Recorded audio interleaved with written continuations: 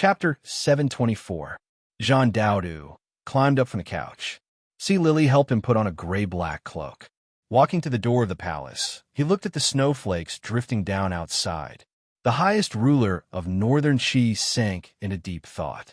Northern Qi inherited the Wei kingdom in like black, green, and other solemn colors. This 1,000-year-old palace built against the mountain was like this. The clothing he wore today was basically these two colors. His bare feet were wrapped in warm velvet shoes. He didn't know if they were warm. Snowflakes drifted past his slightly narrowed eyes and landed on the quiet ground. This palace was deep in the royal palace and not far from the Empress Dowager's palace. It was also not far from the little pavilion behind the mountain. It was very quiet. Without the emperor's permission, no random person was allowed to come close. There were very few eunuchs and serving girls serving to the left and right of this palace. They were all old servants that the Empress Dowager had brought up, so there was no need to worry about Northern Qi's greatest secret being leaked.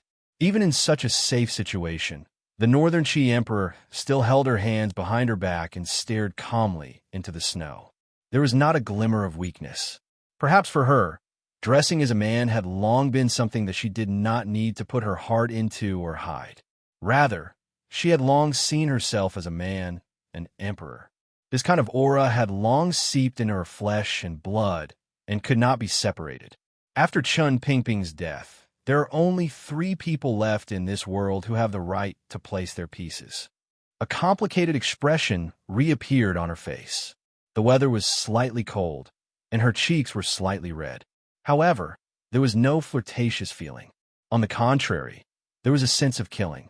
I had not thought that Chun Pingping would play such a game in the end. The Northern Qi Emperor's brows furrowed. She let out a breath of cold air and said, "Only now do I understand why the Imperial Advisor cared so much about Chun Pingping's life before he died. He had long seen that if he wanted to force Fan Xian and his cheap father to turn against each other, only Chun Pingping would make the final choice. I don't understand why Chun Pingping would do this. What kind of hatred could make him do this?" She laughed coldly. "Presumably, it has something to do with that woman from back then." See Lily slowly walked to her side and glanced at her worriedly.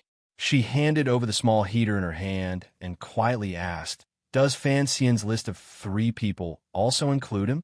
She was the granddaughter of the previous king of the Qing kingdom. Presently, she was the only favored imperial consortly in the Northern Qi royal palace.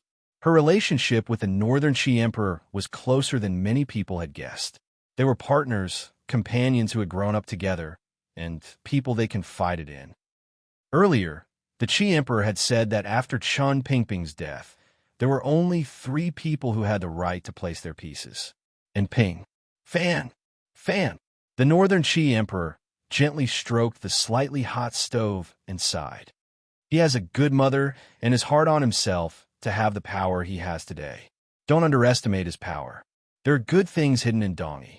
The Qi gently, the Qi, the Li, the Fan, the Emperor, the Qi, the Fan, the Fan Dynasty, Fan Li, and Long, either the A, Fan, the N, Fan, A, Fan, E, the Fan, the Northern Qi Emperor faintly said. Just this alone proves that the power in Fan Xian's hands makes even the Qing Emperor afraid. It's so cold. Don't stand at the door to the palace. See Lily carefully looked at the Emperor's expression. From the corner of her eyes, she imperceptibly brushed across his abdomen wrapped in a large cloak. The Emperor was an intelligent and sensitive person. He immediately sensed her gaze. A glimmer of disgust immediately rose to his face. His cheeks tightened slightly. It was as if he was tightly gritting his teeth and suppressing his anger. Seeing the Emperor's expression, Lily snorted and couldn't resist laughing out loud. "I wonder what Sir Fan Jr. would think if he knew of your Majesty's current situation. That bastard is ruthless and powerful, but in his bones, he is a rotten scholar." The Northern Qi Emperor was merciless as he harshly criticized the man in the south. With a cold smile, he said, "How naive, childish, and muddle-headed the things he has done these few months. The situation has already developed to this point. Yet he still hopes to resolve the problem within the Qing kingdom. He still wants fewer people to die so that this matter can come to an end. In the end, He has underestimated the Qing emperor. Even if his old emperor is not a great grandmaster, how can his little tricks shake his position? He wants fewer people to die so that he can change the dynasty? This is truly preposterous to the extreme. The Northern Qi emperor's eyes narrowed slightly. He did not listen to See Lily's words. Leaving the palace door where the wind and snow had just begun to rise, he coldly said, "If I don't help him this time, Dong Yi and the Yinjing camp will face off. Regardless of who wins or loses, I want to see how he will continue to pretend to be a wealthy and idle person in Jingdou. Does your majesty truly only want to help him defend Dong Yi?" See Lily's eyes shifted slightly as she asked quietly. The Northern Qi emperor's body froze slightly. It was as if he had not expected See Lily to see through his other plans at a glance. After a moment of silence, he said, "I am the master of Northern Qi. How can I harm my Qi army because of a man? Helping him is actually helping myself. If the Qing kingdom does not fall into chaos, the pressure on the Qi kingdom will be too great. Besides, the Qing emperor has always had thoughts of invading the north. Now that General Shang Shanhu is guarding the south, he will first test the waters and then control the center. With preparations, it will always be easier in the future. I'm just a bit worried about Shang Shanhu," See Lily replied with lowered brows. These words were not something a concubine in the back palace could say. However, as noble consort Li, many times she was more or less like the Northern Qi emperor's strategist. The foreign enemy is powerful. Even if Shang Shanhu holds a grudge against me for working together with Fan Xian to kill Xiao In. The Northern Qi emperor furrowed his brows slightly.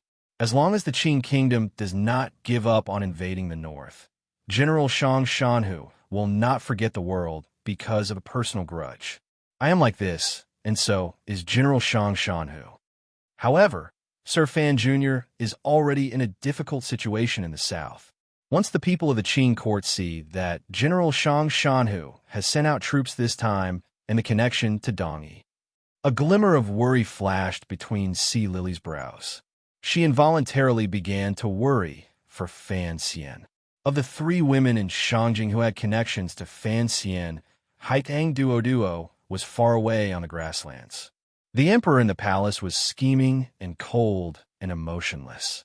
He probably didn't care much about Fan Xian's life or death.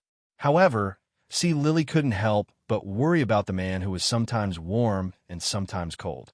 I have never worried that the Southerners would see the true purpose of the South trip this time. This cannot be hidden for long. At least, those who know the true state of the Qing court and Dong Yi will certainly be able to guess, the Northern Qi emperor said coldly. Yinjing's Wang Zhikuan will certainly be the first to guess.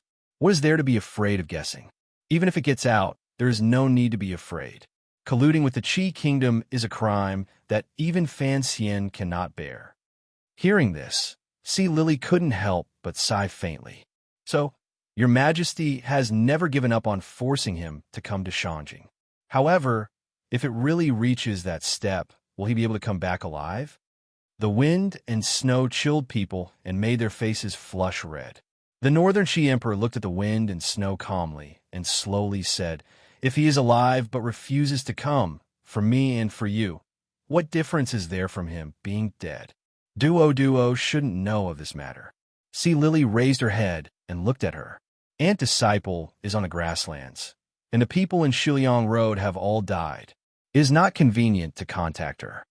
The Northern Qi emperor lowered his head and looked at the tips of his feet. He was silent for a long time.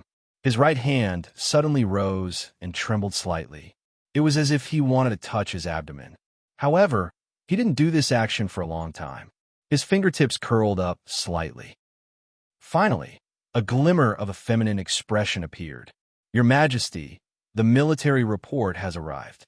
The officials are waiting in the closed pavilion." Outside the palace, an old eunuch urgently reported in a raspy voice. The South was currently at war with the Qing people. The military situation was tense. No one dared to make a mistake. For the first time, the Northern Qi people discovered that their army had finally bravely launched the first attack. Their mood was much different than before. Hearing these words, the Northern Qi Emperor abruptly raised his head. The glimmer of gentleness in his eyes had long turned into a cold calm. Sea Lily quickly tied a gold and jade belt around the waist of her large, black robe. She walked toward the outside of the palace. Her footsteps were steady, and she displayed the bearing of an emperor. Leaving the depths of the palace, Sir Lang Tiao and Friar he were already waiting quietly outside. In the 10th year of the Qin calendar, Dongyi submitted to the Qin kingdom in name. The situation of the world was about to undergo an irreversible change. However, a rain in Jingdo at the beginning of autumn pulled the situation back. Regardless of whether or not Fan Xian, who was in the middle of the whirlpool, had such deep and far-sighted plans, at least the present Dongyi was, in reality, under his and the Great Prince's control. It had to be said that it was only at this moment that Sigu Jian's final order truly displayed its greatest effect. Of the 13 disciples of the Sword Hut, other than Yun Jilan, who had become the master of Dongyi, the other 12, as well as the aces of the grandson generation, had all gathered under Fan Xian's command. Additionally, there were the 10,000 elite soldiers led by the Qin Kingdom's Great Prince and the 4,000 Black Knights Chen Pingping had left for Fan Xian. As long as Fan Xian and the Great Prince worked together smoothly, Dongyi would once again become an independent power. Regardless of how one looked at it, the trust and cooperation between Fan Xian and the Great Prince would not be broken so easily. This had already been well demonstrated during the Jingdo Rebellion 3 years ago. After Sigu Jian's death, Dongyi maintained its independence. Presumably, this great Grandmaster spirit would also be pleased after his death. Other than Dongyi's own power, the key to achieving the present situation was the Northern Qi military's sudden autumn attack in the 10th year of the Qin calendar. This attack had caused the Northern Qi court to lose a great deal of power and rations. In the end, Shang Shanhu's miraculous hands had only coincidentally obtained a provincial city in the corner. It looked like the Northern Qi people had lost more than they gained. Immediately after, Northern Qi moved out and made it appear as if they were heading south in full force, forcing the Qin kingdom to prepare with all its might. A great battle seemed to be about to erupt next spring. This gave Dongyi and Fan Xian at least half a year of buffer time. Regardless of how the Northern Qi Emperor, disguised as a man, hid her inner thoughts in front of Sea Lily and only put the interests of the Northern Qi court and people at the forefront, she could not convince herself otherwise. Everything she had done was largely because of that man in the Qin kingdom. He had competed with her for a number of years, cooperated with her for a number of years, and fought for a number of years. In the end, he had become her first and only man. When the news of the battle in the north reached Jingdo, it was already the beginning of winter. This year, Jingdo's weather was unusual. The autumn rain was even heavier. It was as if all the moisture in the sky had been pushed down. After winter, there were no clouds in the sky. It was bleak and cold, but there was no snow. Without the Overwatch Council, Baoyueb Brothel's intelligence reports were, after all, marginal information. Fan Xian did not know the true inside story of the battle in the north. However, this did not stop him from analyzing it and coming to a conclusion close to the truth. Different from what Zhang Daodu had expected, the eruption of the battle did not make Fan Xian angry. In the end, he was not a true saint. He was just a normal person. He knew that the female emperor in the north was helping him, so it was difficult for him to be angry. He was just a bit gloomy. The reason for the gloominess between his brows was complicated. Perhaps it was because he had discovered that he had no way of influencing the thoughts of the Northern Qi royal family. Even if he had their greatest weakness, she was, in the end, an emperor. She would have her own thoughts. Another reason was the attitude of the palace after this matter. Northern Qi invading, then retreating, not withdrawing, and preparing for war. These 4 consecutive attacks were all to help Dongyi take some of the pressure off. Any major figure with sharp eyes could see this. Thus, some people also understood Fan Xian's role in all of this. Although not many people understood this, and it did not affect the discussions among the Qin people, the silence in the royal palace still caught Fan Xian by surprise. The major figures in the Qin kingdom were shocked by Fan Xian's influence, and that he was able to have Northern Qi send out troops to help, such as Duke Liu, who rarely came to the manor a few days ago. That night, Lady Liu's father, Duke Liu, who had been silent in court for many years but still had some power, spoke sincerely and earnestly with Fan Xian for an entire night. He was Lady Liu's biological father and could be considered Fan Xian's ancestor. Fan Xian had always been respectful to Duke Lane in the capital. Although this duke rarely left the manor, at critical moments, he always stood on Fan Xian's side. Although Fan Xian was silent in the face of his lecture, he did not refute it. As a soldier of the Qing kingdom, Duke Liu was shocked and fearful of the faint connection between the battle in the north and the Fan Manor. However, the matter could not be made clear, so the old man only came to the manor to warn Fan Xian and remind him. Even someone like Duke Liu, who did not care about worldly affairs, was beginning to fear the role Fan Xian might play. Why was the palace still so calm? Fan Xian did not believe that the emperor would be shocked by the strange changes in the north. He also did not believe that even if his powerful Northern Qi aide was exposed in front of the emperor would feel some fear. The emperor needed a battle. How could he be afraid of Northern Qi's invasion? However, this kind of quietness and silence was indeed unusual. The cold air gradually condensed. Jingdo's first snow finally floated down. The beginning of winter coincided with the winter solstice. Dumplings began to be cooked in large pots in various private residences in Jingdo. The business of slaughtering sheep in various shops was extremely good. The delicious taste of mutton soup seemed to rise from every corner of the streets. Prince Hutching's manor, which had been silent for a long time, opened its main doors wide. Honored guests had arrived, but it was still unable to be lively. The people who came were always the same. The imperial soldiers responsible for guarding outside Prince Hutching's manor watched the activity in various places with vigilant gazes. The purpose of these imperial soldiers was, to a greater extent, to guard this manor. The matter of the great prince defying the emperor's will and not returning to the capital had not been made public. Only a few officials in court knew that a prince leading an army outside had disobeyed an edict. This matter was extremely disgraceful. However, for the face of the court and the Li royal family, the court temporarily maintained its silence while the Yinjing camp was unable to enter Dongi. No one was willing to relax their guard on Prince Hutching's manor. Fan Xian held Shunning's small hand and walked into Prince Hutching's manor with a face full of smiles. He walked side by side with Wang Fei toward the pavilion in the middle of the lake. Once Lin Wan entered the manor, she was pulled away by Yi Ling. No one knew what this pair of close friends were going to talk about. Sir Fan Jr. truly always has astonishing actions. Prince Hutching's face was without might.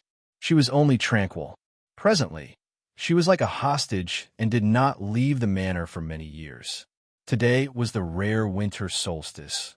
Yet, she had invited these young people in the most delicate situations in Jingdo. Fan Xian, his wife, Yi Ling, Princess Rojia, Prince Hutching's Wang Fei, and secondary Fei Wang Tong. This was already most of the people in the Qing royal family. Other than the third prince deep in the palace, the younger generation of the Li royal family had all gathered in the manor. Unfortunately, these young people's situations were not good. The great princess must be joking, Fan Xian replied evenly. If we're talking about the matter outside Sangzhou, I think you should know better than me that the young emperor in the north is not someone I can move. Wang Fei looked at him with a complicated expression and faintly said, "It is precisely because I know my brother's personality that I don't understand how you were able to persuade him to send troops to help you. I think there is no need to bring this matter up," Fan Xian replied with a smile. Fan Xian smiled and replied, "At least it is a good thing for the great prince far away in Dongi. However, Wang Fei, you are alone in Jingdo. If there is anything inconvenient, please tell me." Wang Fei smiled slightly and bowed solemnly. Although the present situation was unpredictable, she knew that she had once made a mistake. She could not make such a mistake again. Her husband and the young man in front of her were already tied together in Dongi. The Yinjing camp is pointing its sword at Dongi. I wonder how Wang Tong feels in the manor. Fan Xian saw that shunning by his side could not walk anymore. He picked her up and asked Wang Fei. The little girl did not understand what the elders were talking about. She opened her large eyes curiously and looked back and forth between Fan Xian's and Wang Fei's faces. Although Tong Er's personality is a bit arrogant, she is, in reality, a naive and unaffected child. She just finds it a bit boring. Sometimes when I ask her to go to the Yi Manor, she is overjoyed. She had thought of going to the Fan Manor to have a look. As you know, it is not convenient. I understand. Fan Xian smiled slightly and looked at Wang Fei. At the beginning, I had thought that with Wang Fei in the manor, the young lady of the Wang family would not have any problems. This is all because of you. Oh, right, Masuasawa still does not have a status. She is getting older. A glimmer of sadness flashed through Wang Fei's brows. The great prince was far away in Dongyi, far away, fighting against the court as an equal. Her life as a hostage in Jingdo was wretched. Yet, there was still a childlike secondary Fei in the manor, as well as a naturally outspoken girl who did not understand the ways of the world. It made it difficult for her. Fan Xian sighed and said, "How can I care about these things now? Although it was I, the official of Taichung Temple, who made this up, you and I both know that in the end, it was only the emperor's will." Having said this, it was pointless to say more. Coincidentally, the two of them had already crossed the wooden bridge over the lake and reached the center of the pavilion. The sides of the pavilion were all glass windows that let in the light, but not the wind. There were a few heaters, and the air was like spring, making one feel comfortable. Fan Xian narrowed his eyes slightly and looked at the four girls talking together in the corner of the pavilion. He couldn't help but sigh in his heart. One winter solstice, Fan Xian was summoned into the palace as the princess's son-in-law. Under the Empress Dowager's icy gaze, he ate a meal of mutton soup without much interest. It seemed that it was still that year when the great prince opened the manor to entertain guests. It was in this pavilion that, other than the crown prince, all of the young people of the Li royal family had come. The second prince had also come. Now, the Empress Dowager was dead, the second prince was dead, the crown prince was dead, and those who should have died and those who should not have died were all dead. There was only Fan Xian locked in Jingdo, the great prince separated from Dongyi, the third prince isolated in the palace, and these 5 girls. All of his descendants were secretly standing on the opposite side of him. Did he really think that he had it easy? Fan Xian couldn't help but think of the emperor in the palace. He stood in a daze at the entrance to the pavilion and was silent for a moment. The hot pot was sent in. Everyone ate the meal in silence, probably thinking of something in their hearts. Fan Xian sat by Ro Jia's side. Like a warm and amiable older brother, he asked about her well-being and helped her boil the mutton in her bowl.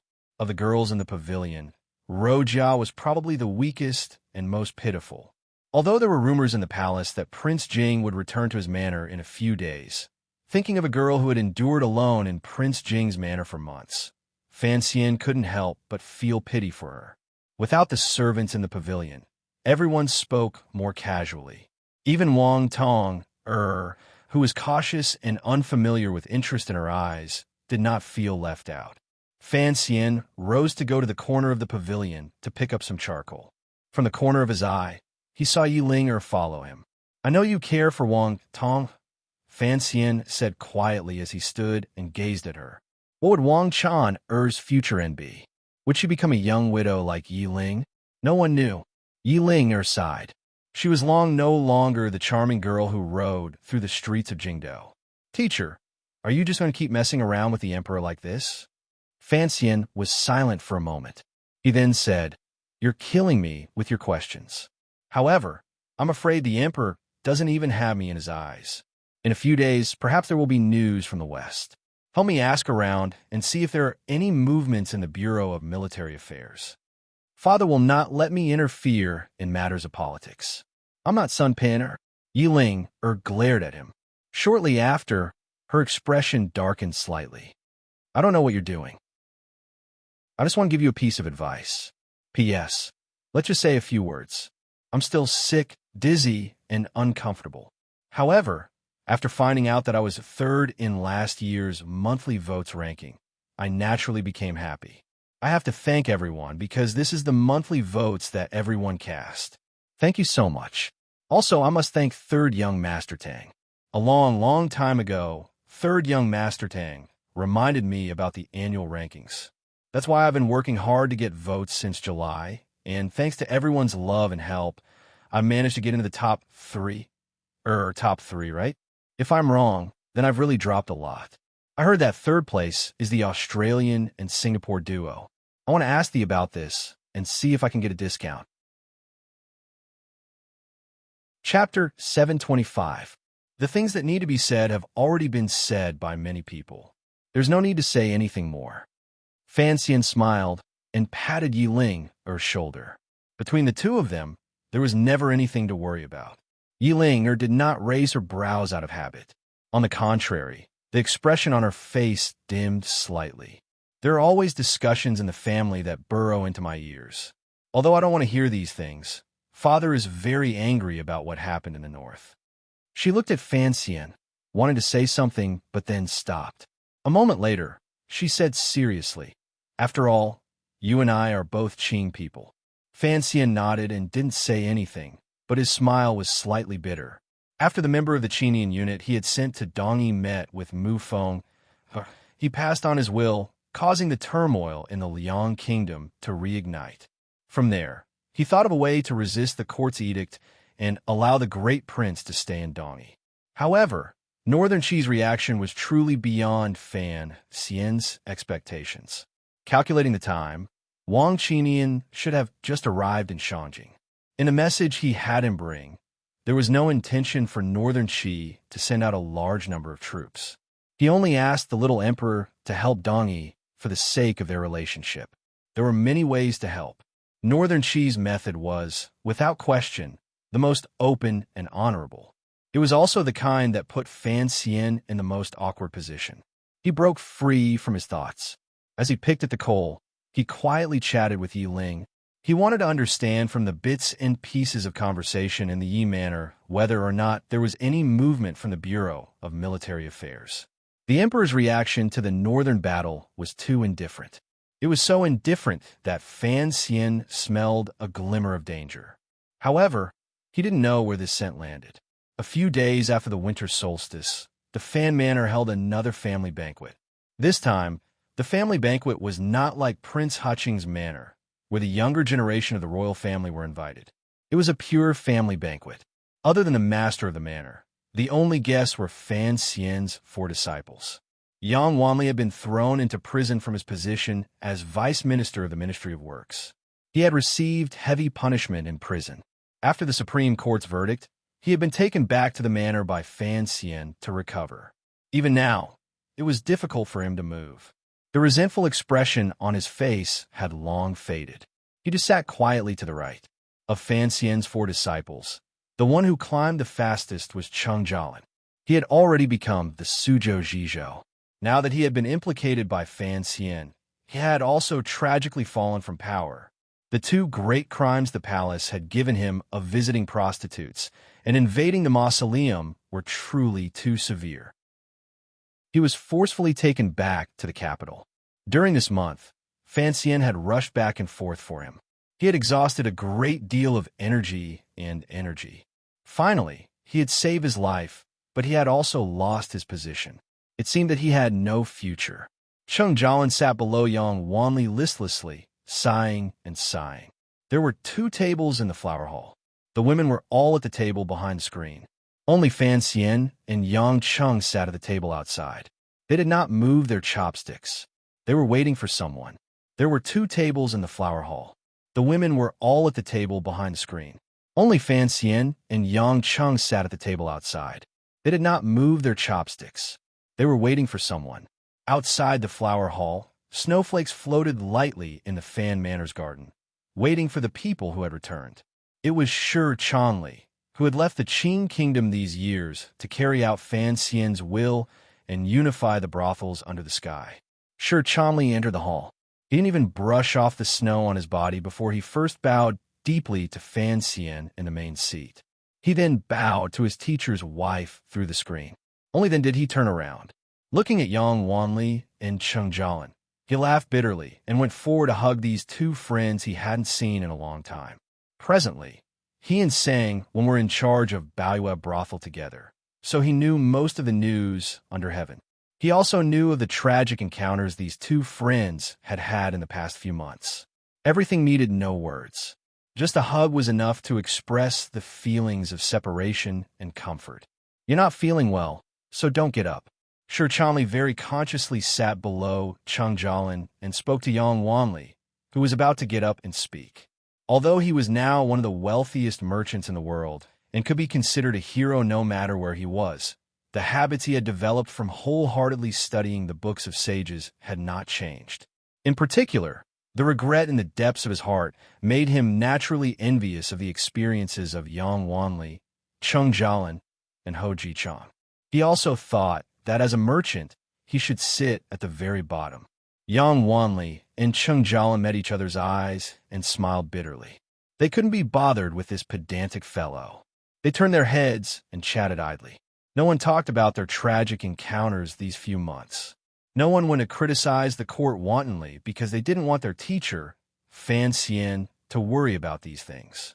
After waiting for a while, no one came again. The expressions of the people at the table began to become awkward and ugly. Cheng Jialin looked at Fan Xian's slightly focused expression and muttered, "Perhaps it's because the snow is heavy and they were delayed on the road." Yang Wanli pressed his lips tightly together and sighed.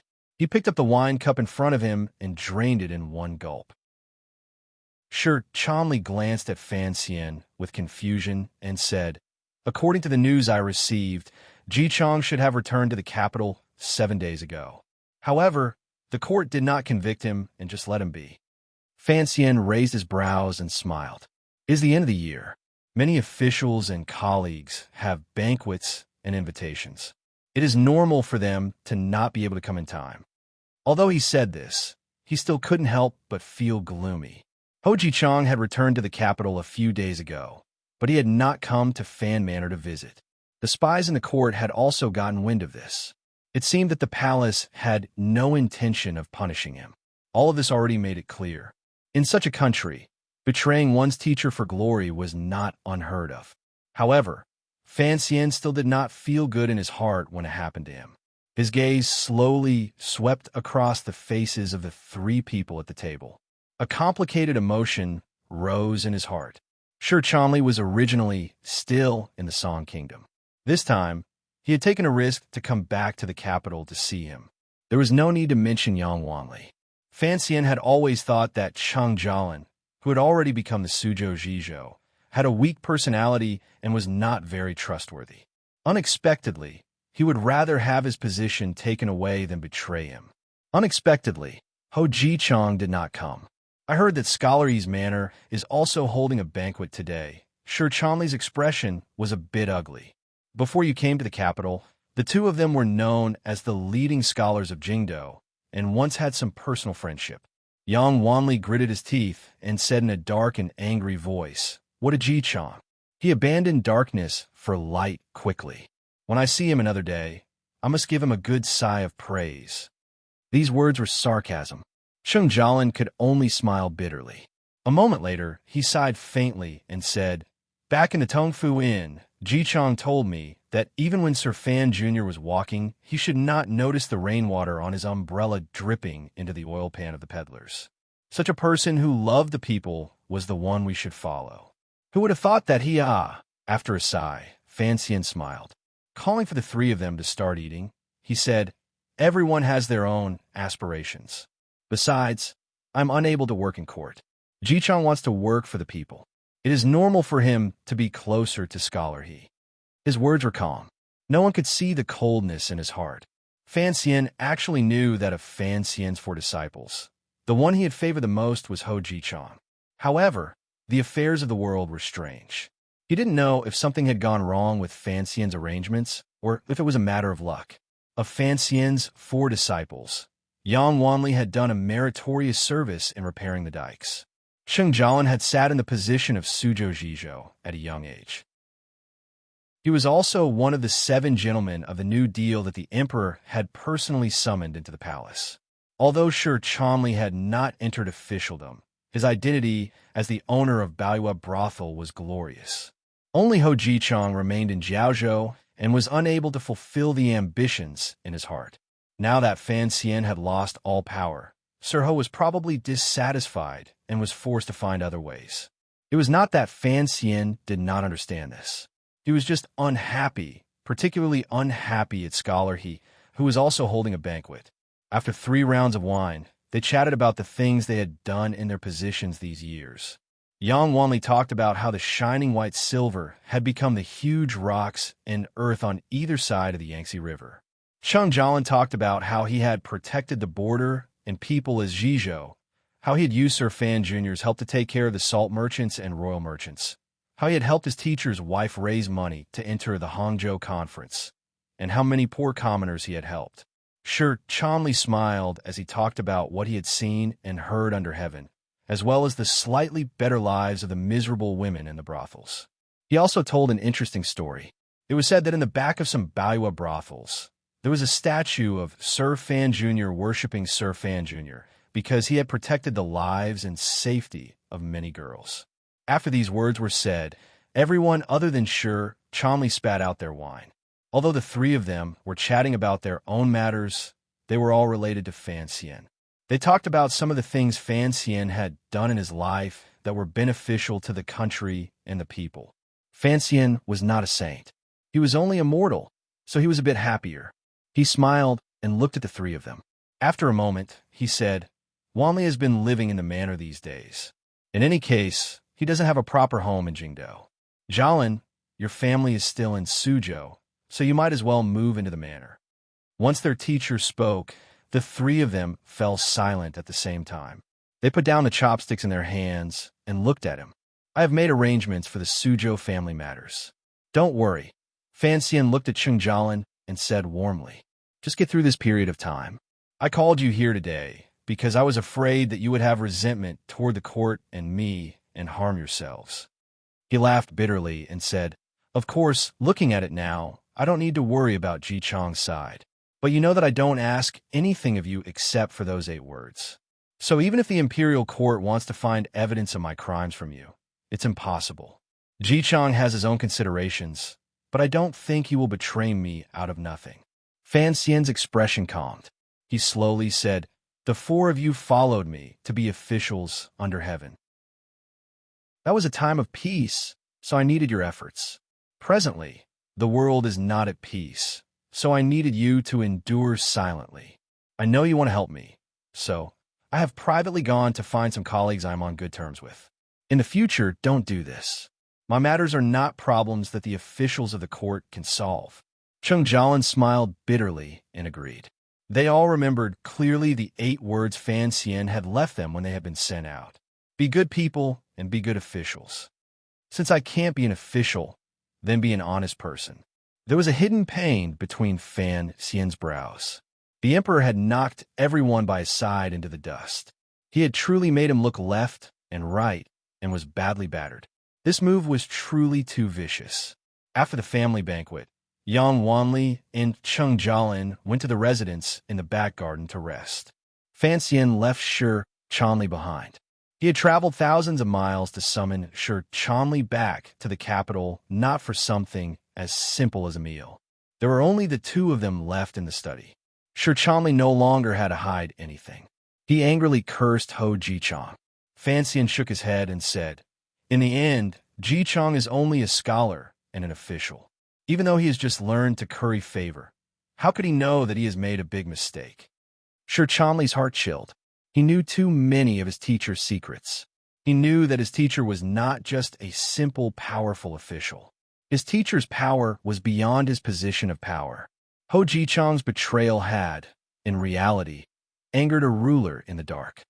Don't worry that I will kill him. I don't have the leisure to do that. Fan Xian lowered his eyelids slightly. How is the matter I had you investigate? There are no abnormalities in Dongyi or the north. There is no conflict with the flames of war on the surface, Shi Chanli added.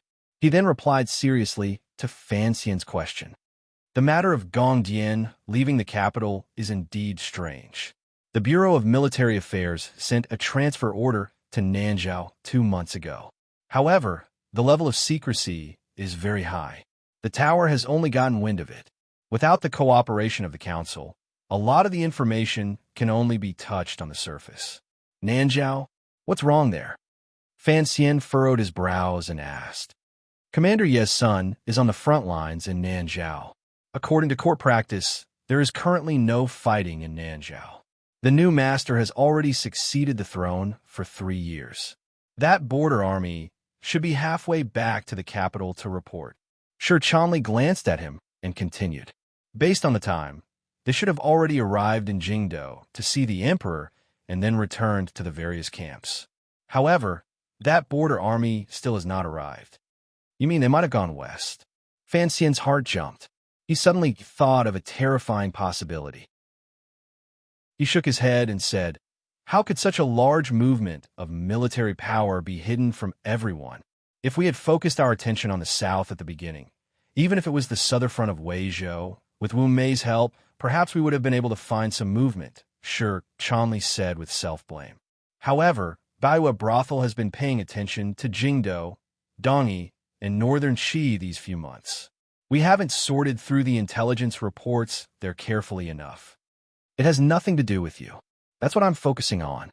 Fan Xian rubbed his temples with a headache and said to himself, Yiling Er's brother. That bastard is not in Jingdo for a long time. I'd forgotten there was such a person. Based on the time, if the Nanjiao border army had truly turned back and passed Jingdo without entering, if they had truly gone west, wouldn't they have already reached Dingzhou? Fan Xian raised his head and took a deep breath. His eyes were filled with unease and tiredness. He knew he had made a big mistake. However, he had been under house arrest in Jingdo, and the Overwatch Council was under Yan Bingyin's watch. It was indeed impossible to accurately grasp the movements of the Qing Kingdom's military power just by relying on Baiwa Brothel.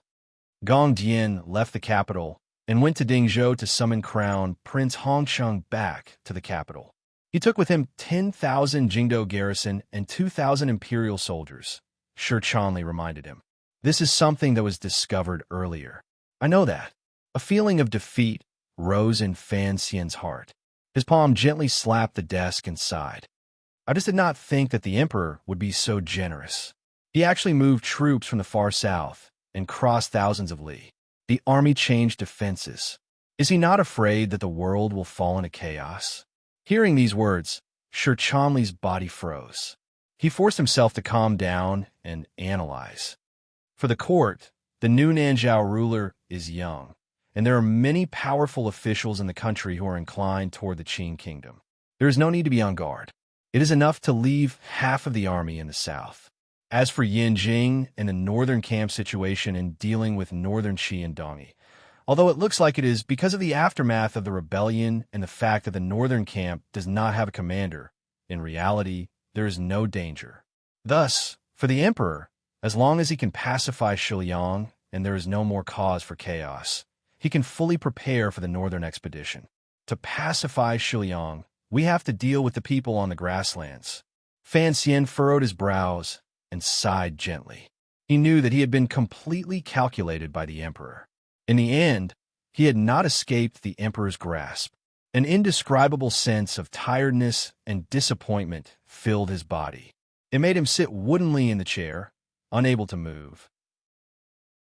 He finally knew why the emperor maintained such an indifferent attitude toward the battle in the north. He was not angry or wary at all because of the possible collusion between northern Qi and Fan Xian. The emperor had long sorted out the possible actions of his illegitimate child and had focused all of his attention and power on the west.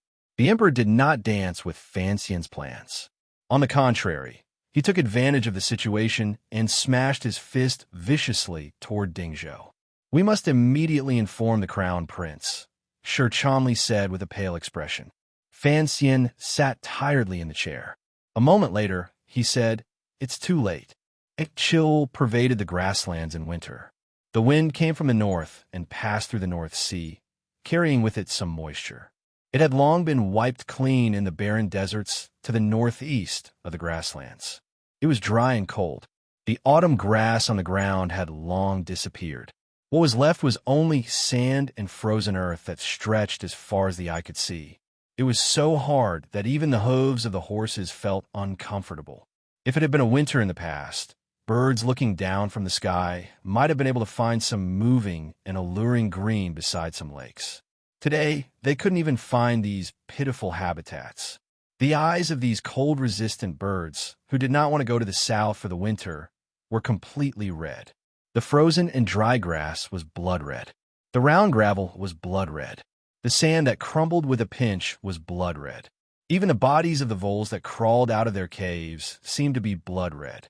This was the mouth of Hong Mountain, a place one had to pass to enter the Qing territory from the grasslands.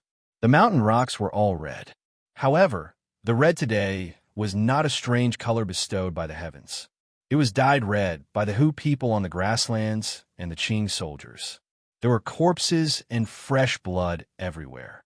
The earth-shaking battle cries that had startled the voles out of their caves and startled the birds into the sky had gradually stopped. However, cruel battles were still going on beside some barren hills. Some stubbornly resisting Hu tribe warriors had gathered into a few small circles. Under the siege of the Qing soldiers, who outnumbered them 10-1, they shed the last of their blood. A year ago, the Dingzhou general, King Jing's heir, Li Hongcheng, had received the Black Knights and Fan Xian who had escaped from the grasslands at the mouth of Hong Mountain. At the time, he had hoped to be able to carry out a beautiful ambush here. However, the Hu people were not stupid. They never gave the Qing army such an opportunity. If it had been in the past, in such a cold season, the countless tribes of Shi who would have followed the banner of the king's tent and slowly avoided the cold air. They would have advanced deeper into the grasslands until they reached the foot of the mountain that could not be climbed. After they had endured the bitter cold of this year, they would once again cover the grasslands in the early spring of the second year. Shi Hu rarely chose to launch an attack on the Qing kingdom's Shiliang Road in the middle of winter.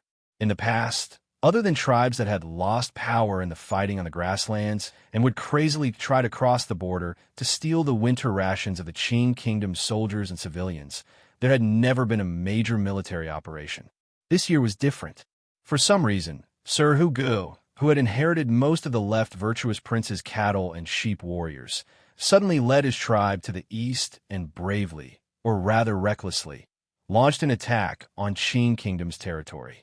What confused the Shihu people even more was that the great chief, the far-sighted chief, expressed his approval of Hu Ji's actions after thinking for a day and night in the king's tent. He then braved the bitter cold to send out the most elite grasslands iron riders in an attempt to pass through the mouth of Hong Mountain, go around Qingzhou, and directly attack the interior of Shiliang. No one would have thought that in the wilderness near the mouth of Hong Mountain, there would be 20,000 Qing iron riders and 70,000 Dingzhou soldiers lying in ambush. These Qing soldiers seemed to have long known the direction of the Hu people's attack on the grasslands, the number of people attacking, and the time of the attack. Most terrifyingly, they had predicted that Shi Hu would brave the bitter cold to attack this year. The Hu people's attack was completely unreasonable, and the Qing army's ambush was even more unreasonable. When these unreasonable things were put together, they created the great Qingzhou victory that would be recorded in the history books. This was a battlefield where tens of thousands of people sacrificed their lives. The side of a barren hill was already filled with corpses. Fresh blood flowed through the sand. This group of Hu tribe warriors had fought to the last man and were surrounded by the Qing army. From the earlier battle, the Qing military officer knew that this person was one of the few aces on the grasslands. Thus, he stopped urging his subordinates forward. Instead, he slowly raised his right hand and coldly prepared to shoot. "Are you surrendering or not?" A cold voice echoed through the cold grasslands air. Hu Gu, covered in wounds, breathed heavily.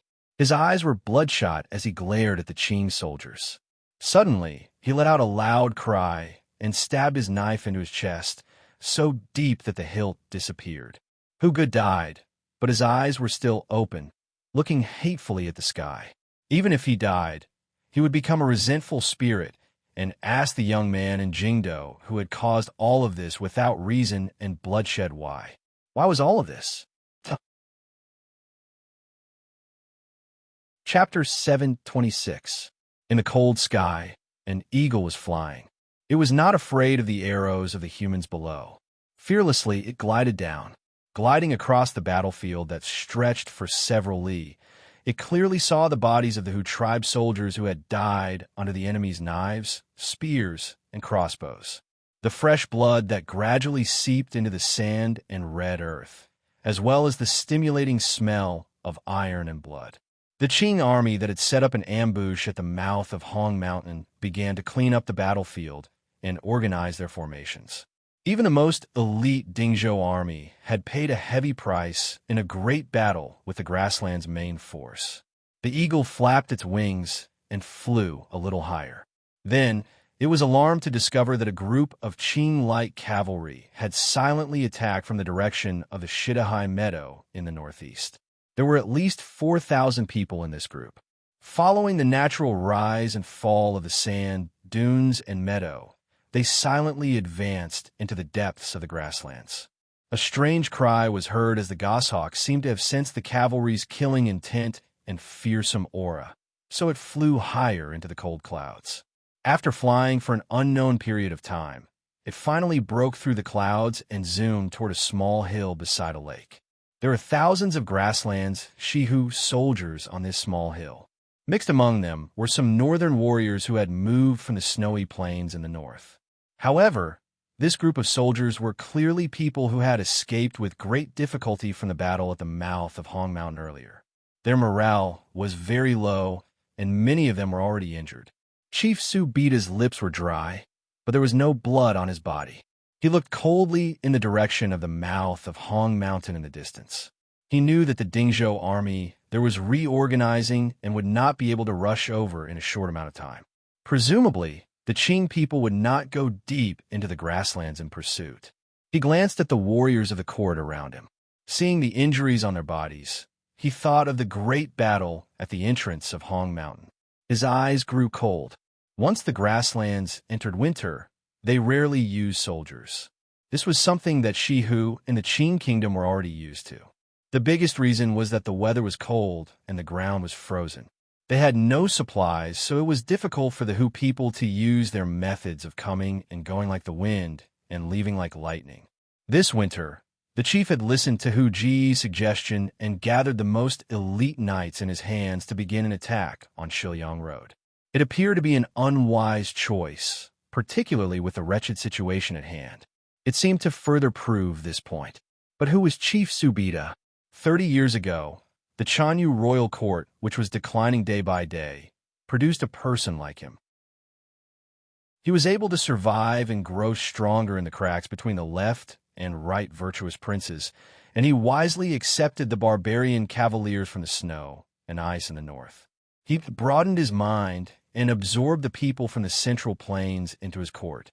If it weren't for this era, if the eastern continent didn't have so many outstanding people, Chief Su Beta would have undoubtedly grown into a wise ruler of the grasslands, a figure whose might shook the world. How could he make such a low-level mistake? Su Beta's gaze pierced through the hill and landed on the Hu woman on the horse at the top of the hill. His expression became extremely complicated and downcast.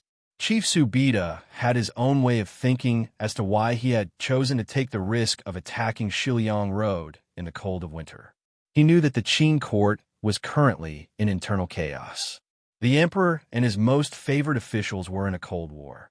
As for Hu Gu, the corners of the chief's eyes narrowed slightly.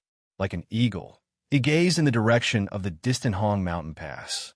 He thought to himself that Hu Gu, who dared to betray the grasslands and collude with the Overwatch Council, should already be dead. What a stupid person. How many of those who came into contact with the Overwatch Council could live smoothly? In this year, the chief had already investigated what Hu Gu had relied on to rise up on the grasslands. Thus, he guessed why Hu Gu would choose such a winter to attack Shiliang Road. Chief Su Beta cared a great deal about the political rumors in Jingdou. With just a little calculation, he guessed that it must have something to do with Sir Fan Jr., who had lost power. The last time Fan Xian entered the grasslands, he had cleaned out most of the spies and spies the grasslands had sent out. The power of the court had been severely damaged. In the end, Fan Xian had still managed to escape with a few hundred black knights right under the chief's nose. This reality made Su Bida feel endless humiliation, particularly each time he looked at Songji Xianling. This humiliation was even harder to bear. This winter, Hu Ji's fake attack on Shiliang Road was an opportunity for the chief. After a long conversation with Songji Xianling, he rejected the princess' suggestion for him to be cautious. Instead, he wanted to use this opportunity to beat Fan Xian at his own game.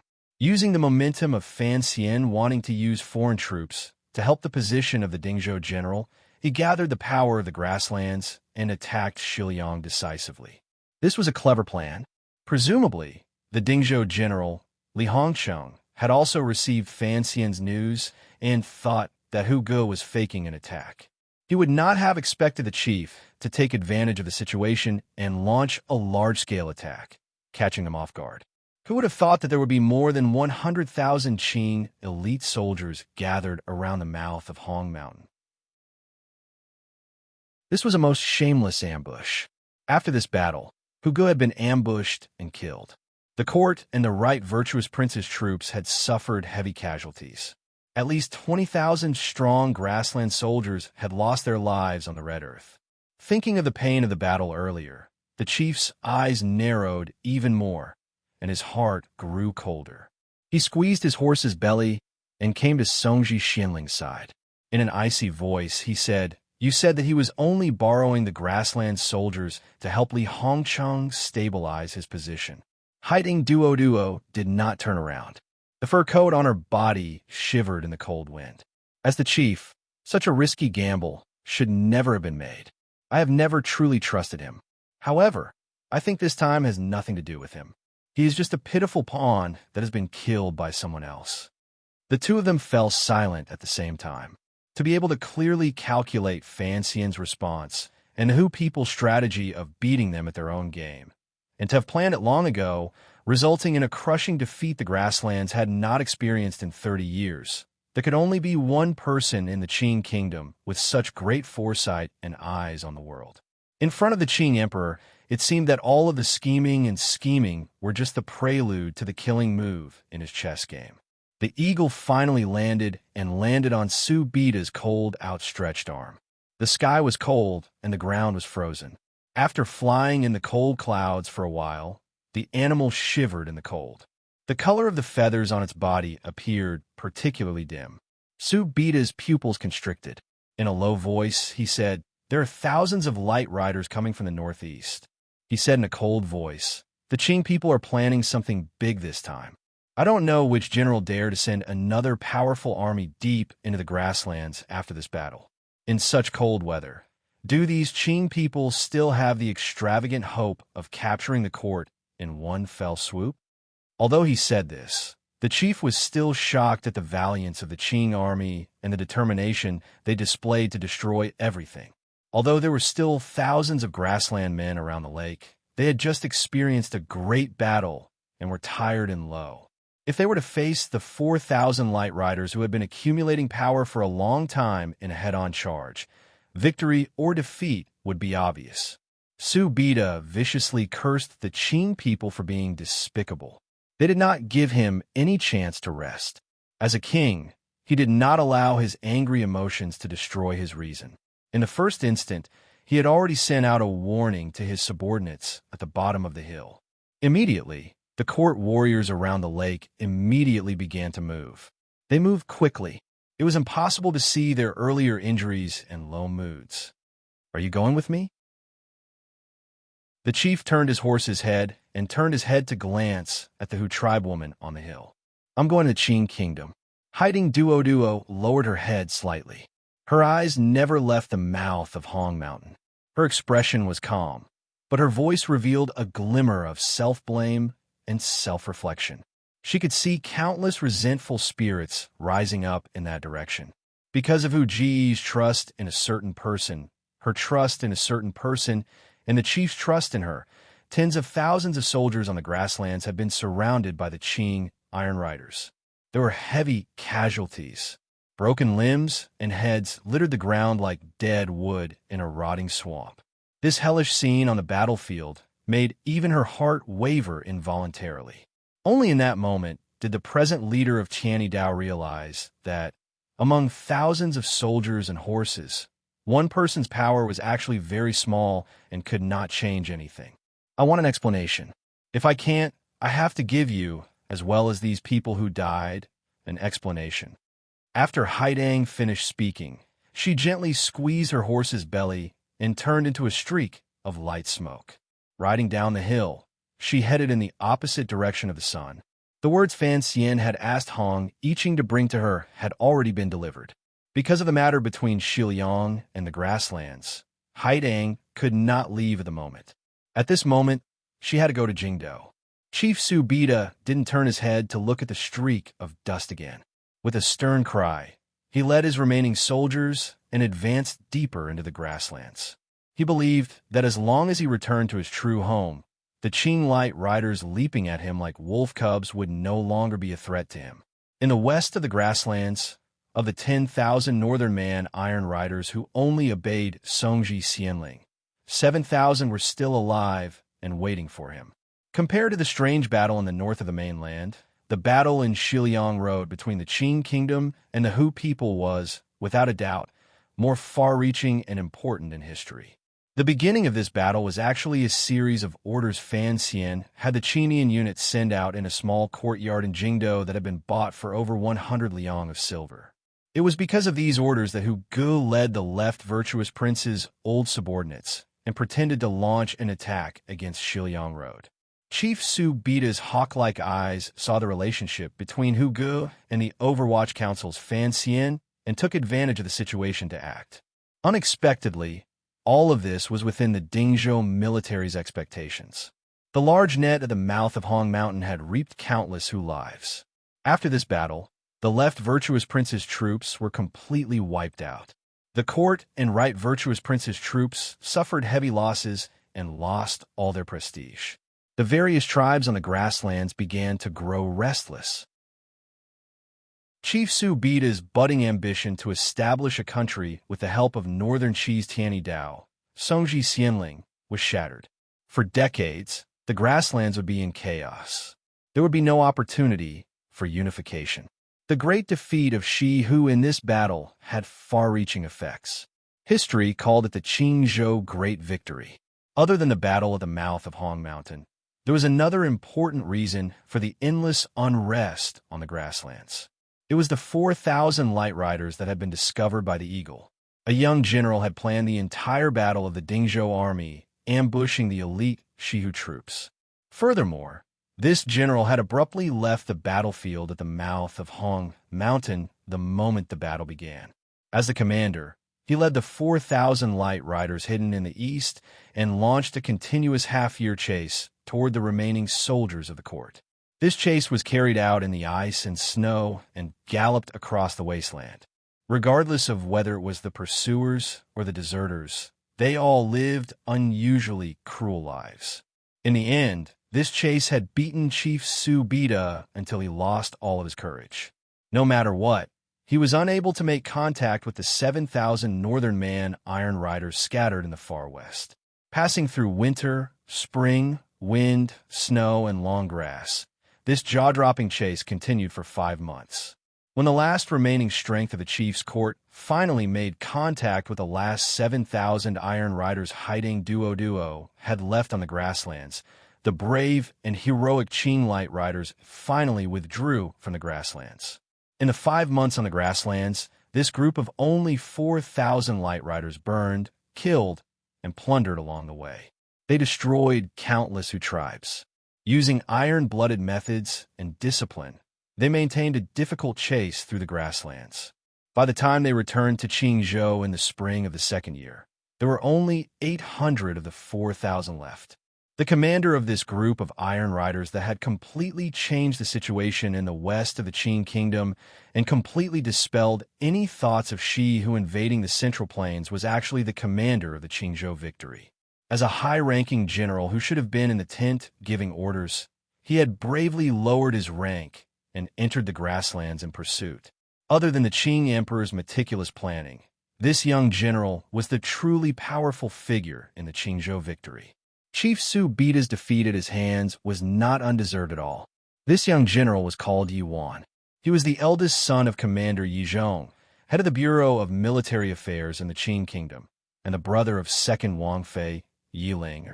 He was the person who had left the Dingzhou army at the age of 17 and gone to the front lines in Nanzhao. While Yuan was holding down the fort in Qingzhou and commanding the deployment of the battle at the mouth of Hong Mountain, killing the Hu people until they cried out for heaven and earth, the highest military commander in Shiliang Road in name, General Li Hongsheng, was under house arrest in the general's manor in Dingzhou. Also in the manor with him was Gong Dian, who had left his position as commander of the imperial army and had come to Dingzhou to take over. Military reports from Qingzhou flowed endlessly into the general's manor. Gong Dian and Li Hongsheng sat on two sides, silently looking at the military reports and not saying a word. The troops entering battle near Qingzhou were basically the headquarters of the Dingzhou army in Shiliang Road. They were all border soldiers born and raised there. The Yi family had operated here for decades. Other than the great prince's expedition to the west, where he was still able to leave some influence, the Yi family was like the emperor of the Dingzhou army. Presently, the emperor had moved the eldest son of the Yi family back to Dingzhou to lead these old Dingzhou soldiers in a ferocious attack. Of course, there was no problem in cooperating. The half of the Nanzhao border army that made Fan Xian's heart tremble did not actually surge into Dingzhou as he had imagined. Instead, it stopped in the north of the Tsang Mountains to the west of Jingdou. Then, it chose one of them to enter Dingzhou. There were not many of them, but it was enough to control the general's manor. The handover of military power in Dingzhou was not actually a handover of soldiers. It was just a handover of generals. The eldest son of the Yi manor entered Dingzhou. With the cooperation of the imperial army and other powers led by Gong Dian, he easily took military power from Li Hongqing's hands. If everything had gone according to Fan Xian's plan, if there had not suddenly been a young general, Yi Wan, who used soldiers like a god and the Dingzhou army saw as their own, then when Hu Ge led his people to attack, Li Hongsheng could have taken the opportunity to keep him in office for another year and a half. It was very quiet in the general's manor. After a long silence, Li Hongsheng calmly said, "When it comes to marching and fighting, I am not as good as Yi Wan." Gong Dian raised his head and glanced at him. A moment later, he replied in a raspy voice, "Yi Wan grew up in the Dingzhou army. From the age of 3, he had practiced martial arts on horseback and controlled battle formations. However, he was impetuous in his youth. He resented his father forcefully suppressing his achievements, so he abandoned Dingzhou and joined Nanzhao. No wonder there is so little news of this person in the capital." Li Hongqing nodded. Gong Dian sighed and said, "Back then, Commander Yi suppressed his achievements because he was too young and had too much military service. He was afraid it would arouse fear. After all, the old Qin master's eldest son had died a violent death in the camp. Qin Heng was also not as good as him." Li Hongsheng looked at the military report in front of him and shook his head. "Commander Yi is well aware of the art of blending with the light. No wonder he was able to hide such an outstanding son for so long. The Dingzhou army's wish in this life is to pacify Shihu." Gong Dian was also a general from the Dingzhou army. He gazed at Li Hongsheng and said, "It is only right and proper to be loyal to the emperor. Regardless of what the world thinks of the Dingzhou army, for the benefit of the emperor and the Qing kingdom, we are willing to do anything." Li Hongsheng laughed bitterly. He knew these words were referring to Yi Ling, Er's marriage to the second prince. In the end, the Dingzhou army had changed sides during the Jingdou rebellion, giving the second prince the heaviest blow. I don't know what Fan Xian has said to you in private, but if this time he led the enemy to invade just to protect your position as general. Gong Dian's eyes narrowed. Coldness surged. "I find Fan Xian's actions shameful." Li Hongsheng raised his face and gazed calmly at Gong Dian. "Who do you think I am? Who is Fan Xian? Since I dare to have Hu Ge come, I have my ways. Even if Yi Wan hadn't come, do you think I would have let the Hu people take advantage of me? In the end, it is something that hasn't happened. There's still room to turn around, Gong Jian said. I think the emperor must be extremely disappointed in Sir Fan Jr. He paused and then continued. After the crown prince returns to Jingdo, please help me take a message to Sir Fan Jr. I have always admired him, but this time I am somewhat disappointed. A man is born between heaven and earth. How can he use the blood of soldiers as a bargaining chip? Li Hongshang took a deep breath and gazed at Gong Dian with a not-quite-there smile. After a moment of silence, he calmly said, "In the end, you still don't understand Fan Xian.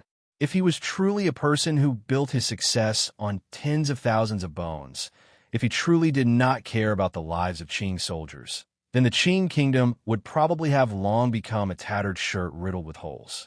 No matter how great and astute the emperor is, how could he stop him from ripping apart this shirt from the inside? You underestimate his ability. You also underestimate his character." Gong Dian was silent, but there was a faint chill in his heart. He didn't know that in front of the emperor, Sir Fan Jr. had already suffered a great injury.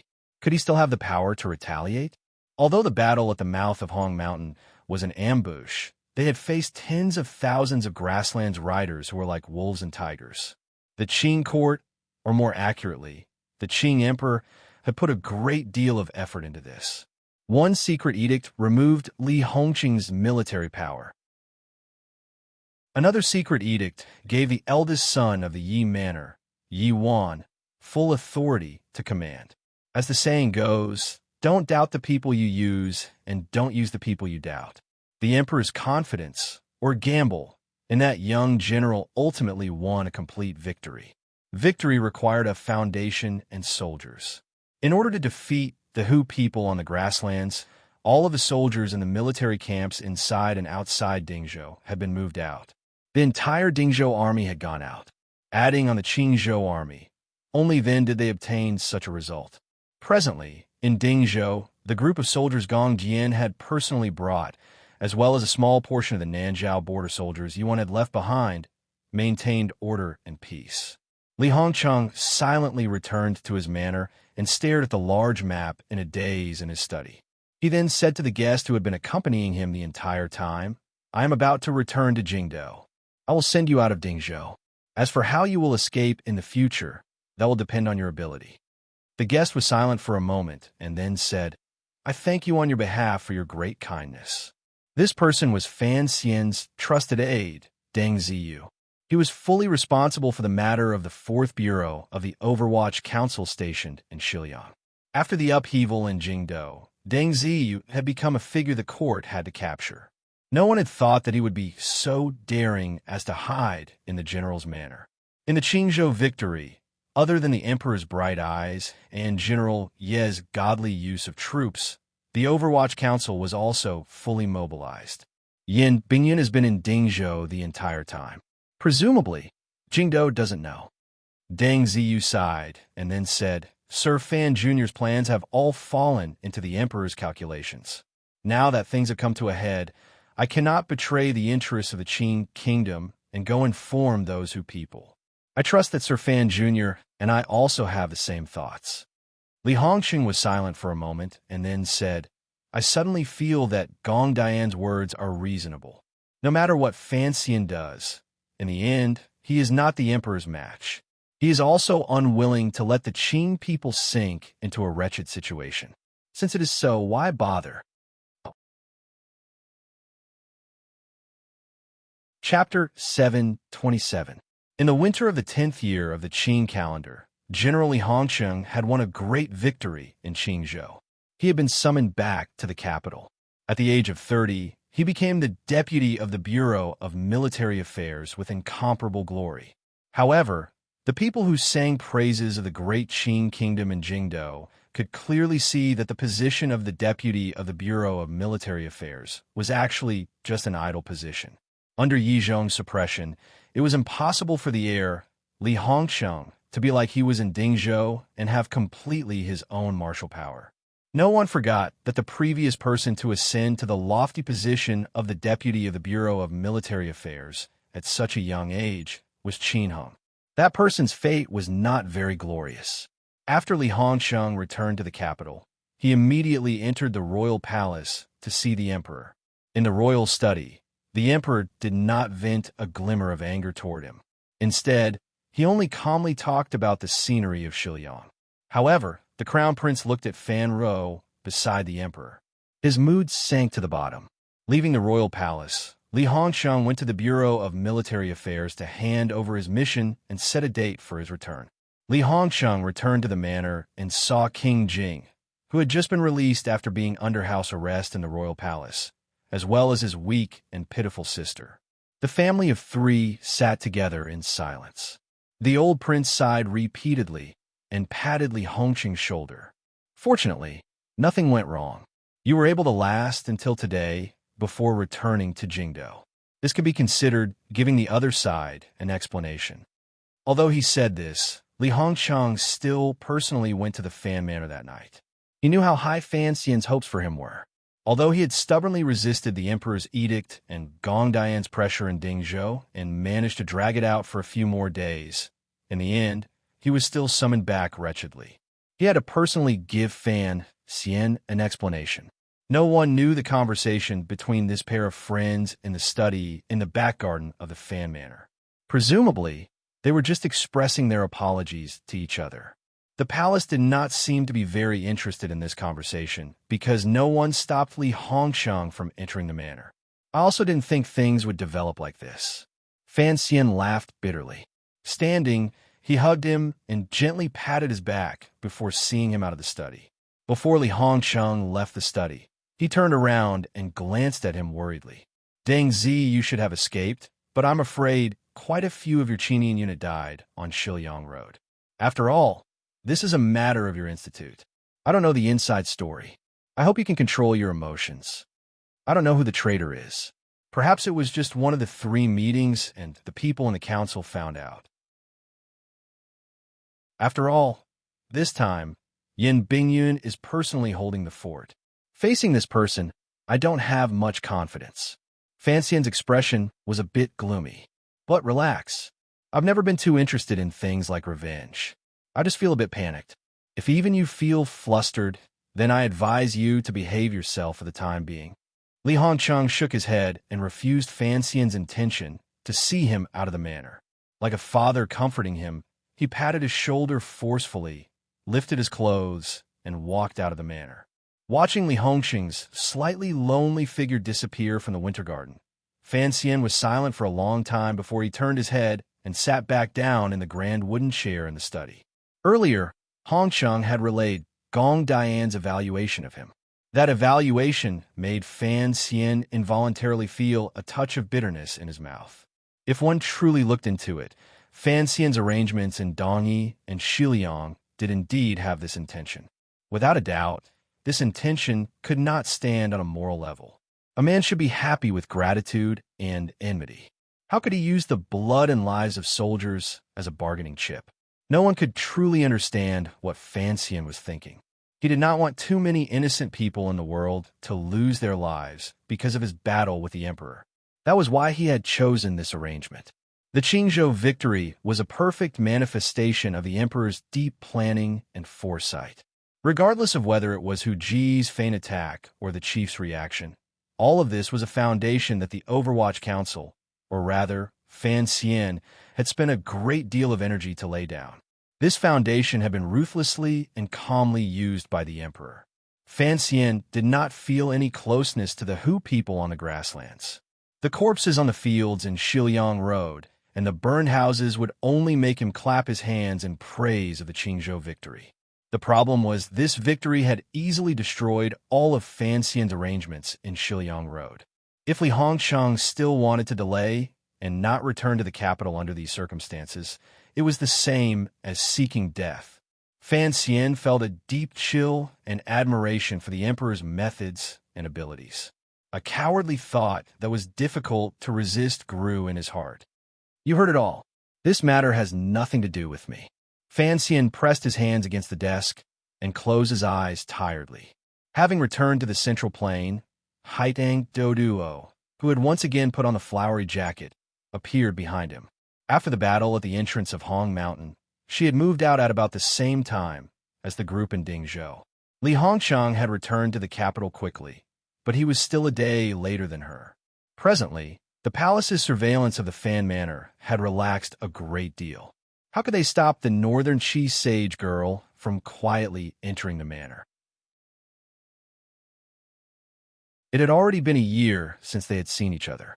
Haideng looked silently at the young man in the grand wooden armchair, thinking to herself, actually, the other person's age isn't that old, but why does he look so old and heavy now?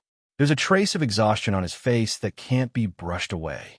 Thinking of what had happened in the Qing Kingdom these days and the dead director of the Overwatch Council, Haitang suddenly understood why Fan Xian appeared so tired. Because of the words you had Hong Yiqing bring to me, many people died on the grasslands, Haitang said. Fan Xian opened his eyes and laughed coldly. I only had the court agree to Huge sending out troops. I had not thought that the chief would take advantage of the opportunity. Haidang did not explain to him that she had once tried to suppress Su Beta's ambitions. Lightly, she said, in the end, it was still the Qing Kingdom who took advantage. Fan Xian was silent. A moment later, he said, you don't need to worry about how the news got out. I sent 2 people to Shiliang Road. Hong Yiqing has still not been able to gather the people from the 4th Bureau. It is clear that Zi was being watched by the council during the handover. Speaking of this, he took a deep breath and suddenly thought of the young general of the Yi family mentioned in the intelligence reports. It was said that the young general had led 4,000 light riders into the grasslands to chase after the remnants of the chief's court. Fan Xian couldn't help but admire this person's courage. Thinking of the cold of winter and the fact that they were deep in the grasslands, he was afraid that these 4,000 riders would never come back alive. Those barbarians who moved from the north to the grasslands, do they still listen to your orders? He raised his head to glance at Haitang. You are, after all, the princess of the snowy plains. You are also respected by the chief on the grasslands and have a high status. Presumably, you have some power. Haitang furrowed her brows slightly. A glimmer of anger flashed through her eyes as bright as the North Sea. Coldly, she said, at this time, you are still worried about the life and death of the 4,000 light riders? No wonder you are a powerful official of the Qing Kingdom. Why don't you think of the tribes on the grasslands that have lost all of their young men and have no power to resist? I am a Qing person, then a Central Plain person, and finally a human, Fan Xian replied with his head lowered. Just as you say, Su Beta's ambitions were too great this time. He took away large numbers of young men from the various tribes. The grasslands are already empty of power. After the Qingzhou battle, the 4,000 light riders killed their way into the grasslands. As long as the snowy plains man riders left in the west of the grasslands maintain their distance, they may actually come back. She who is finished. If the time is right, the tribes who move from the north to the grasslands may be able to take advantage of the situation and rise. Fan Xian lightly tempted Haidang. Fan Xian lightly tempted her. You must accept this reality and then make use of it. I'm not like you. There are many things that I know are beneficial but do not conform to the principles of my heart, so I am unable to do them. Haidang lowered her eyelids slightly and replied in a quiet voice. However, your words right now truly surprise me. You are clearly a ruthless person who holds yourself in high regard and does not prioritize the interests of the Qing Kingdom. Why do you have such a request? If I truly did not consider the interests of the Qing Kingdom, or even the entire world, why would I still be suffering in this manner? Regardless of whether it was to throw away hot blood or to hide from the world, I would have done it a long time ago. When did you become a saint? I am not a saint. It is just that at a certain stage in life, when the highest level of desire for power has been satisfied, I will place more emphasis on spiritual considerations. Furthermore, I do not like to be seen by others as a cold-blooded and heartless scum who only knows how to use the blood of soldiers. In the end, you are still a hypocritical and selfish person, Haitang said as she looked at him. She then placed the little knife in front of him. Fan Xian replied expressionlessly, if this counts as hypocrisy and selfishness, I think all the people in the world would thank me for being a vain person. I know your emperor is a woman, so consider it as me blackmailing you. Haitong's body shook slightly. She looked at him and didn't speak for a long time. The entire study was immersed in an oppressive atmosphere. After a long time, he opened his mouth and said with some difficulty, "Actually, there are many times when I need someone to help and give advice." Originally, it was Yin Bingyun and Wang Qinian who played this role.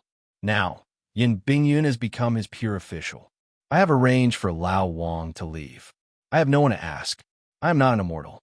Facing him, I have no confidence at all. With no one to help me, I am truly helpless. Are you acting pitiful in front of me? Haidang said sarcastically, but was slightly startled. She sighed and said, "What do you want to ask?" He then drank a mouthful of cold tea to moisten his throat. He stuck out his tongue and licked his lips.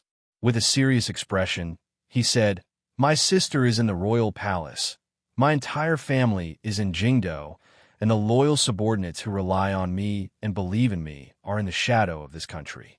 I have power, but it is difficult to shake the foundation of this court. I also don't want to shake this foundation and let the moss, ants, and rabbits basking in the sun fall to their deaths.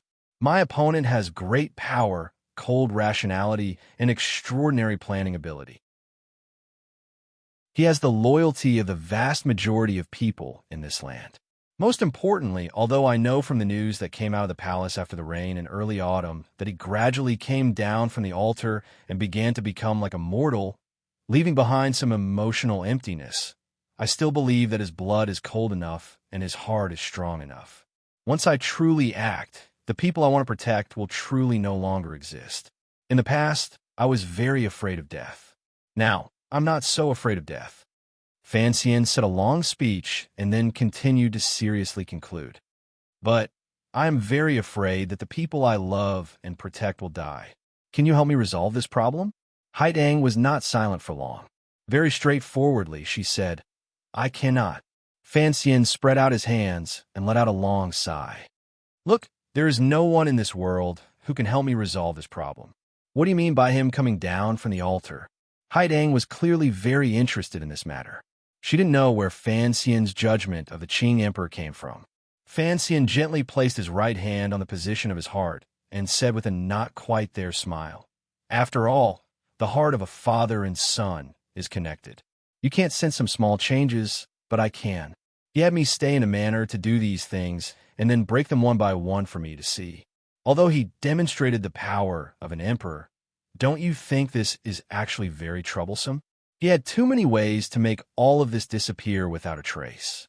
However, he didn't do this. He was angry with me, angry with Qin Pingping, and angry with my mother. A person who originally had no meridians and was heartless has now learned to be angry. Don't you think he is becoming more and more like a normal person?" Fan Xian shook his head and smiled bitterly. "Presumably, this is also the result the old cripple wanted to cause when he went to die. But you still have no way to change this trend." Haidang sat in the chair and lowered her head slightly. "You've been sitting in Jingdo for a few months, but have thrown the cause of chaos everywhere under heaven. Your thinking is actually very simple." She raised her head and stared at Fan Xian's bloodshot eyes with her bright eyes. Heavily, she said, "Presumably, this is also part of Qin Pingping's plan for revenge. First, he shakes the world, takes advantage of the chaos to force the emperor to abdicate, and then strikes like lightning. However, you have not obtained the Qing emperor's trust as he imagined. This is your pitiful vanity causing mischief. At the same time, you also have no way to act viciously against the world. This is your pitiful hypocrisy causing mischief. You should understand that although your personality appears sinister, in reality, in the end, you are not an ambitious and ruthless person. There are many things you cannot do." Haiding blinked slightly and put away the frightening cold light in her eyes. Calmly, she said, "Since it is so, there is no other word that can describe what you are doing now other than naive and childish. In the end, you still do not have the confidence to face him head-on." Fan Xian was silent for a moment and said, "Who would have this confidence? During these few months, I was only backing him and trying to warn him. Thus, I maintained a situation that could collapse at any moment and did my best to protect the people by my side. If it wasn't for the Emperor remembering that I didn't give up and throw half of the Qing kingdom into chaos, do you think Yang Wanli, Cheng Jialin, and the people in the First Bureau would have survived? He raised his head and stared at Haidang. I had to prove my strength to be able to protect these people's lives. Correct, at the final juncture, I still had to compete with the Emperor face to face. I did not have that confidence, so I have been waiting for someone to come back. The blind great master. Haidang did not ask. Instead, she straightforwardly said this name that seemed to have a magical power. You cannot always place your hopes on the elders who once supported you as you grew up. Regardless of whether it is your mother, Chen Pingping, or Minister Fan, they have already done too much for you. Haidang looked at Fan Xian. A glimmer of pity suddenly rose in her heart. Have you ever thought that if the blind great master never comes back, what is the point of you tormenting yourself in Jingdo? Haidang advised Fan Xian with a serious expression. There are many things you have to do yourself. Regardless of whether you have this confidence or not, the situation has already forced you to this step. Since you cannot be indifferent to your mother and Chen Pingping's deaths, then you will never be able to play his good official and son again. Fan Xian suddenly felt these words were very piercing to the ear. He furrowed his brows and raised his hand to stop Haidang from speaking. In a low voice, he said, "You have never personally experienced his power, so you can easily say the word confidence." Haidang sighed and said, "But how much longer can you wait?" He did not even think about the commotion you and the Emperor made in Sangzhou. Instead, he directly led his troops to the west and easily wiped out all of the hidden dangers there. Next would be Jiangnan and then Dongyi. No, perhaps he wouldn't even care about Dongyi and would directly head north. Once the situation develops to that point, all of your power will have been completely uprooted. Other than holed up in Jingdo like an idle person, watching him walk step by step toward the peak, and watching him laugh coldly at the souls of your elders. What else can you do? He can't touch Jiangnan. If he touches that place, I will have to move. Once I move, the entire Qing kingdom, including him, will feel pain. I don't know what you did in the palace treasury, but I believe that a figure like the Qing emperor would not care about any losses for the sake of the obsession in his heart, Haidang said. At this moment, a voice rang out from the shadows of the study. It was icy to the extreme. The emperor, that bastard, was never human. How could he know the feeling of pain? The person who spoke was the shadow that had floated in Jingdo like a shadow these few months. Immediately after, another direct and steady voice rang out as if it also wanted to convince Fan Xian. I don't understand much about things like self-confidence. If I really have to draw my sword, I will tell myself that I have to be confident. The person who spoke was 13th Wang, this staunch last disciple of the Sword Hut. Even when faced with the unfathomable great grandmaster, the Qing emperor, he remained calm and stubborn. Just as Fan Xian had analyzed before, the emperor's, or rather, the Qing kingdom's, greatest weakness was the lack of top-notch individual martial power. Those once powerful figures had all died one by one in the Qing kingdom's internal strife. More than half of the 9th-level aces stood in Fan Xian's camp. Even the Qing emperor did not dare to underestimate such power.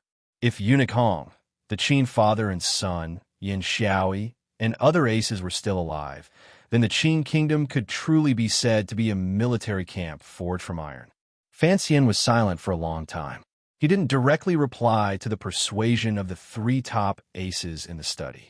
Instead, he furrowed his brows and said, "I don't want you all to die to his hands. Furthermore, this is in the end my business."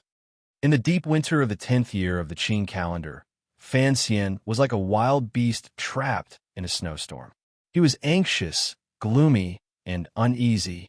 He watched helplessly as the powerful emperor used schemes and foresight that far surpassed his own to slice off his left and right arms one by one. He watched helplessly as the Qing court methodically marched toward the achievement of unifying the land, yet he was unable to do anything. In front of the Qing emperor, Fan Xian, who had always been good at hiding himself, finally lost his confidence for the first time. He didn't know how to defeat such a powerful figure. Thus, he was waiting, He didn't know if the person he was waiting for would return. In order to ensure the safety of himself and those beside him while he waited, he was doing his best to do something. Jingdo was unexpectedly calm. According to the intelligence Baiyue brothel had painstakingly obtained, Fan Wuzhou of Scholar He's Manor, once the second prince's strategist, had been injured in a surprise attack and had since disappeared. However, He Zhongwei had not been implicated in this matter. Fan Xian felt slightly disappointed. He finally understood that who the scholar, that old fox, was not so easy to use. What made Fan Xian feel even more defeated was that news finally came from Jiangnan. It was not good news. The transmission of information in this era was always slow, so slow that it made one angry. The news Fan Xian received in December was, in reality, something from a month ago. The Palace Treasury Transport Company had received a secret edict from the palace. According to the plan, they had begun the preparations for the opening of the Treasury bidding next spring. However, this year, the bidding process of the Palace Treasury had undergone a shocking change. It had changed the bidding of preparing silver to the bidding of the court's evaluation report. This change directly changed the Palace Treasury's authority to invite merchants from the court and the merchants to completely become the court's arrangement. In other words, when the Palace Treasury bidding opened next year, whoever the court wanted to win the bid would win. Thus, even if the Ming family led by Xia Qifei had the secret support of Zhaoshang Money House and Taiping Money House, they might not be able to continue their past glory. This was, without question, a heavy blow to Fan Xian's power. The rules of the Palace Treasury bidding had been fixed ever since the 3 large workshops were built. Regardless of whether it was the old Yi family or the later Palace Treasury, no one dared to lightly change this rule. The change this winter was, without question, a humiliating setback. Everyone knew that the Emperor's edict would have an inestimable adverse effect on all of Jiangnan's commercial activities.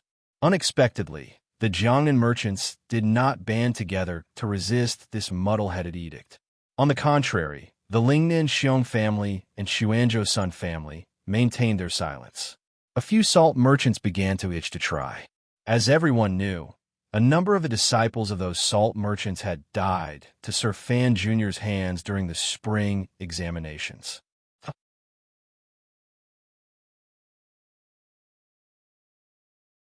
Chapter 728. It was not easy to live in Jiangnan. How deep was the snow in Jiangnan? The repeated secret edicts of the Qing court threw all of Jiangnan into chaos.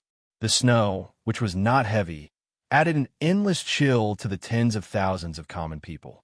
All of the large merchants felt the pressure and murderous aura coming from Jingdo. The Xiong family of Lingnan and the Sun family of Xuanzhou had always been on good terms with the Fan family. Under the pressure of the court, they did not dare move.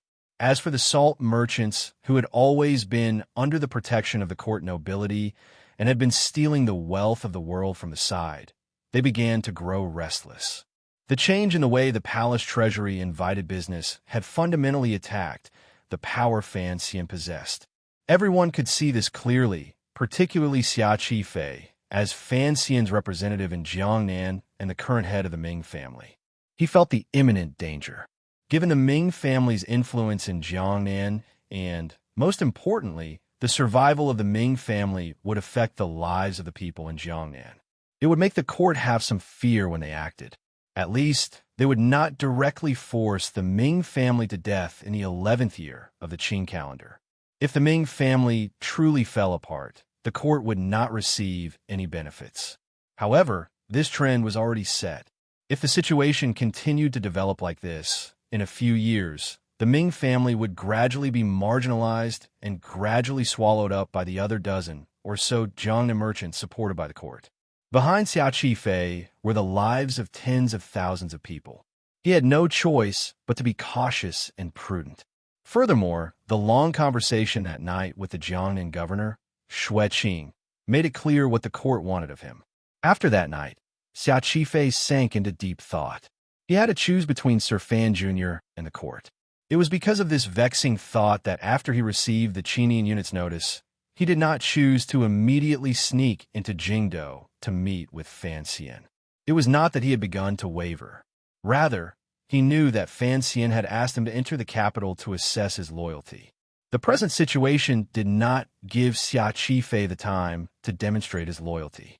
The situation in Jiangnan was too dangerous, so he only wrote a personally written letter to Fan Xian to express his loyalty as always. If it had been any other merchant, it would not have been a difficult matter to choose between the court and the already powerless Fan Xian. Merchants pursued profit. They themselves did not have the true power to influence the situation. They had to voluntarily or be forced to lean toward the more powerful side. This was the natural nature of merchants. Even if Xia Qifei abandoned Fan Xian and left, presumably, it would not be surprising or shameful to many people. However, Xia Qifei was not a normal merchant. This was also the reason Fan Xian had chosen him to be his representative in Jiangnan. This illegitimate child of the Ming family had a very similar life path to Fan Xian. He had wandered the Jianghu since he was young and was the leader of the Jiangnan water bandits. Other than the natural bloodline of a merchant, he also had some of the spirit of loyalty of the Jianghu people. Xia Qifei knew that without Sir of Fan, he would not be able to return. Was Fan Jr. would not be able to Fan. Of the Ming, of Ming, he returned he, and Ming, he Fan he, and he. The Ming family had operated in Jiangnan for countless years. Even when Fan Xian had come to Jiangnan in the past, it had been difficult. Now, under Xia Qifei's lead, they began to launch a resistance against the pressure of the Jiangnan governor's yamen and the secret edict from Jingdou. For a moment, all of Jiangnan fell into chaos. The Jiangnan governor, Xueqing, who had worked well with Fan Xian in the past but did not show much of himself, stood up. This high-ranking border official in the Qing court coldly began to suppress the Ming family. Furthermore, he, unexpectedly, once again helped the fourth master of the Ming family onto the stage. This was a move Fan Xian had used in the past. Now, Xueqing simply copied it and obtained very good results. The Ming garden had always been divided into a few factions. Although the old Ming family did not have a lot of shares in their hands, they were, after all, people within the Ming family. Now that the differences between the two sides had been put on the table, it was clearly difficult for Xia Qifei to continue protecting Fan Xian's interests in Jiangnan. However, Xia Qifei still persisted. With the great support of Zhaoshang Money House, he turned money into power and permeated the entire Jiangnan officialdom from bottom to top. He did not care about the true implementation of the court's edict. The head of the Ming family knew that the general trend could not be stopped. Sir Fan Jr. was just waiting for something in Jingdou. What they needed to do was to do their best to preserve his power and allow his wait in Jingdou to continue. The problem was, how long would they have to wait? How long would they have to endure with their lives on the line before they reached the end? They did not endure for long. It was clear that the Qing court had lost patience with the Jiangnan aristocrats and merchants' lack of cooperation. On the third day after the end of Winter Tea Party the Palace Treasury Transport Company held, the head of the Ming family, Xia Qifei, who had sternly opposed the new rules of the Palace Treasury bidding, was assassinated outside Suzhou. There were more than 500 black-clothed people assassinating Xia Qifei. No one knew how these killers had passed through the Qing kingdom's strict internal defenses and arrived outside Suzhou. They also didn't know where these ruthless and military-like killers had come from. Why had the Suzhou government and the Jiangnan governor's manor reacted so slowly when Xia Qifei was assassinated? There were tens of thousands of provincial soldiers on Jiangnan Road. Why had not a single killer been caught after the incident? The 500 black-clothed killers swallowed Xia Qifei's group of carriages like a tide. Although Xia Qifei was the master of the Jiangnan water bandits and had countless brave men willing to risk their lives for him, in the face of such an unexpected surprise attack, he threw away all his heads and spilled all his blood. In the end, his defensive perimeter was broken through. The Jiangnan water bandits' new director died in battle. Guan Wumei, who had returned to Suzhou to help take care of affairs, also died in this assassination. Xia Qifei originally had no chance of survival. However, at this critical moment, An unremarkable Ming family servant carried the heavily injured Xia Qifei on his back. Relying on a cold sword in his hand, he killed his way out of the heavy encirclement and carried Xia Qifei back to the Ming family. The Ming garden was sealed and not opened for 3 days. When the provincial soldiers arrived at the scene of the assassination, other than the bodies of the Ming family servants and guards lying on the ground, they didn't find anything. The black-clothed killers didn't even leave a single body behind. That night, in the Jiangnan governor's manor, Governor Xueqing and the 2 advisors looked at the intelligence report in their hands and began to think deeply. The court disregarded the shock of the world and still wanted to brazenly attack. It was already staking everything on one throw. In Jingdo, the emperor no longer wanted to play these empty games with Fan Xian and had already lost his patience. However, Xia Qifei had survived such a thunderous attack. This reality made Xueqing feel slightly disappointed. Presently, the Ming garden had been sealed. The court could not openly break into the Jiangnan Ming family's garden. In the intelligence report, the swordsman who had carried Xia Qifei far away on his back had attracted Xueqing's attention. To be able to break out of the encirclement when faced with hundreds of Qing elite soldiers, a martial artist with such ability had to be a 9th-level ace. There were not many 9th-level aces in the world. To be able to remain hidden by Xia Qifei's side and turn the tide in the end, it could only be a disciple of the sword hut that Fan Xian had sent. The Jiangnan matter did not end there.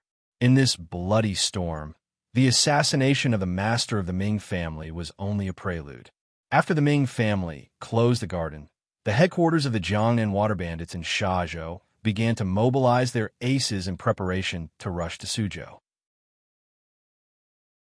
However, this group of reinforcements had only traveled halfway when they were stopped and disarmed by the provincial soldiers of the court. The Jiangnan Navy stationed in Shazhou took advantage of the emptiness of the Jiangnan water bandits to carry out the cruelest purge. The Jiangnan water bandits, surrounded by the lake, were burned by a big fire. No one knew how many people died. The fire burned for 3 days and 3 nights and did not stop. It burned the lake dry and burned the reeds into long incense sticks for sacrifice. There could be countless reasons for the court to purge the Jiangnan water bandits. However, what disappointed Xueqing was that the Jiangnan Navy was too ruthless. The group of water bandits they had stopped along the way were either dead or injured. The captives were also very stubborn. Not a single person was willing to open their mouth. Thus, his attempt to link the Ming family to the Jiangnan water bandits was forced to a halt. On the 3rd day of the Ming garden's closure, the 4th young master of the Ming family died in the well. It was said that he felt guilty and jumped into the well to commit suicide. Immediately after, the people of the older faction of the Ming family began to gradually wither away. Xia Qifei, who had lost too many of his family and brothers, began a cruel counterattack. At least for now, the Ming garden had finally stabilized under his bloody methods and the help of the Dongyi warriors. The effect of the court using such methods to deal with the Jiangnan giant merchant, the Ming family, was too bad. It could easily cause unrest among the people in Jiangnan and cause the other merchants to develop a sense of distrust toward the court. Furthermore, it should not be forgotten that Xia Qifei now also had the status of an official. His position as the Jiangnan supervisor of the Overwatch Council had not been removed, so the governor's manor would not admit that this matter had anything to do with the government. Under the Ming family's angry accusations and the Jingdo Overwatch Council headquarters questioning, with the Jiangnan governor's yamen as the leader, the governments of a few large provinces began to band together and diligently launch an investigation into the assassination of Xia Qifei. Of course, everyone could imagine that this investigation would never have any results. Strangely, no one, whether it was the government or the Ming family, brought up the Jiangnan water bandits that had disappeared in a sea of fire. It was as if the once glorious Jianghu power in Jiangnan had never existed. Compared to the inexplicable battle outside Sangzhou and the great victory at the mouth of Hong Mountain that decided the direction of history, the turmoil and killing in Jiangnan were not so eye-catching. The number of people who died was not as many as those 2 places, and the impact did not appear to be as large as those two places. The nobles and citizens of Jingdo only vaguely knew that there was a very rich family in Jiangnan that did not seem to be doing very well recently. However, the contest in Jiangnan was actually the true contest because it bore the largest portion of the Qing kingdom's tax revenue, and a third of the people lived and worked in peace and contentment. Furthermore, Jiangnan had always been peaceful. Even when Fan Xian had gone down to Jiangnan and caused chaos, he had carefully controlled the disturbance within a certain range. Although he had provoked a movement of Jiangnan scholars into the streets, he had not caused Jiangnan to fall into chaos. This time, Jiangnan had truly fallen into chaos. If Xia Qifei had not luckily survived and used even more ruthless methods to soothe his sorrowful heart, perhaps Jiangnan would have already completely fallen into the court's control. Regarding this, it could only be said that Fan Xian's luck in this life was indeed good. The trust he had placed in his trusted subordinates had completely exceeded the returns. The Cold War between the Emperor and Fan Xian became a hot battle in 3 important places. Other than these 3 places, something else happened outside Yingzhou. However, this matter did not attract too much attention. Su Wenmao, an official of the Overwatch Council and the head of the Palace Treasury Transport Company who had been stripped of his official position by the court and escorted back to Jingdo for trial, passed through Yingzhou. When the group of prisoner carriages had just left Yingzhou, they were attacked by a group of mountain bandits. That day, countless officials of the Ministry of Justice responsible for escorting the criminal officials were killed or injured. Su Wenmao had one of his arms chopped off. In the end, whether he was alive or dead was unknown. Back then, the Yingzhou mountain bandit was actually Guan Wumei, right? That year, I took a boat down to Jiangnan. The first group I came into contact with was her. Then, through her connections, I found the 7th young master of the Ming dynasty, Xia Qifei. On the 28th of the 12th month of the 10th year of the Qing calendar, Jiangnan's intelligence finally arrived at the Fan Manor through Baiwa Brothel. Fan Xian looked at the intelligence report in his hand and was silent for a moment. He then said, the Jiangnan water bandits had long been secretly recruited. The focus of the Hangzhou conference has always been in Yingzhou. The tragic scene after the river burst its banks has long disappeared. The present Yingzhou Zhizhou is a good official I personally picked. How could there be so many mountain bandits again? Fan Xian smiled, but his smile was slightly desolate. He turned his head to glance at Lin Wan'er and said, you and I have struggled for so many years, but still can't compare to the Emperor's unreasonable and blind killing. When Fan Xian had come down to Jiangnan, he had passed by Yingzhou and found that the people's livelihood was difficult. Later, the palace treasury was rejuvenated. The court's national treasury was filled, and the palace treasury was plentiful. At the first moment, the Hangzhou conference that Lin Wan hosted began to throw silver into the poor provinces on both sides of the Yangtze River. At that time, there was Fan Xian and Princess Chen's reputation holding the line. There was also the Overwatch Council's sinister surveillance, so there were no officials who dared to take silver from it. The people's livelihood in Jiangnan should be better than before. The Sword Hut sent a total of 6 people down to Jiangnan. I left 3 in the palace treasury because that is the most important place. The other 3 are mainly responsible for Xia Qifei and Su Wenmao's safety. I don't want these people following me to all die, Fan Xian said expressionlessly. Even so, such a big problem still occurred. I hope Wenmao will be able to survive. Lin Wan'er watched him quietly from the side. She knew that there was a lot of pain and pressure in his heart. Fan Xian lowered his head and thought deeply for a moment. He then slowly raised his head. A flame seemed to begin to burn in his eyes. This flame was very much like the fire that had burned in the lake for 3 days and 3 nights. It was as if countless wronged souls were struggling, wailing, crying, and howling in this fire. The situation in Jingdo was also full of bitter wind and rain. Yin Bingyin was still in Dingzhou dealing with the matters of the Qingzhou battle. Even though he had already left Dingzhou, he still had to spend some time on the road. It was during this time that the Imperial Censorate took the opportunity to begin its pressure on the Overwatch Council. Of the two directors of the Overwatch Council, one was dead and the other was crippled. Yin Bingyun was unable to obtain the Overwatch Council's heartfelt obedience.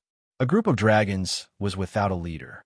Relying on the Emperor's indulgence and the cooperation of the Hall of Governmental Affairs, the Imperial Censorate began a cruel purge of the Overwatch Council under Hizonwei's lead. The first to bear the brunt was the First Bureau.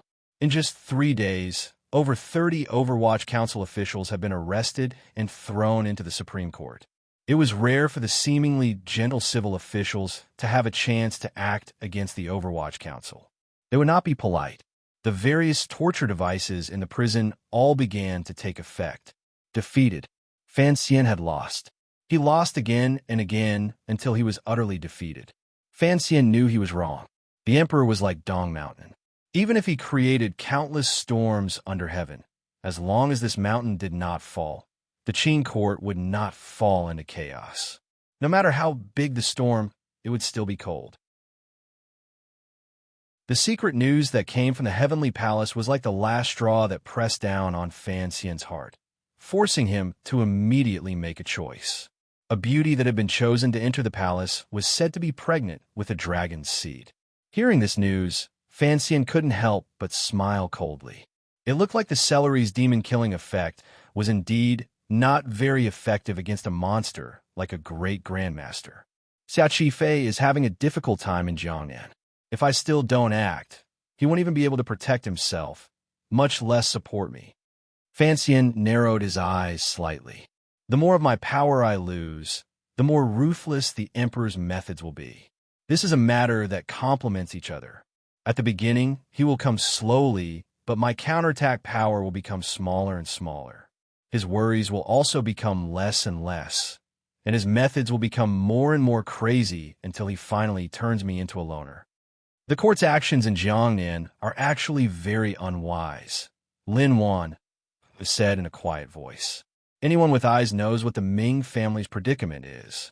The court's actions this time are too obvious, and the methods they use are too bloody. I'm afraid the Jiangnan merchants will be at odds with each other from now on. Not only is it unwise, it can even be called stupid. However, it is very clear that the Emperor does not care about this. He only cares about using the shortest amount of time to completely destroy me and shatter any hope I have. Fan Xian's expression was wooden. For some reason, it seems that he is also somewhat anxious. Lin Wan looked at him. Her heart trembled slightly. Although the husband and wife did not say anything explicitly, she only needed one look to know what he was thinking in his heart. Particularly under such circumstances, his expression was enough to prove his thoughts. Just like this, 2 clear streams of tears flowed out from Wanner's eyes. She stared at Fan Xian in a daze and said in a trembling voice, "But what can you do?"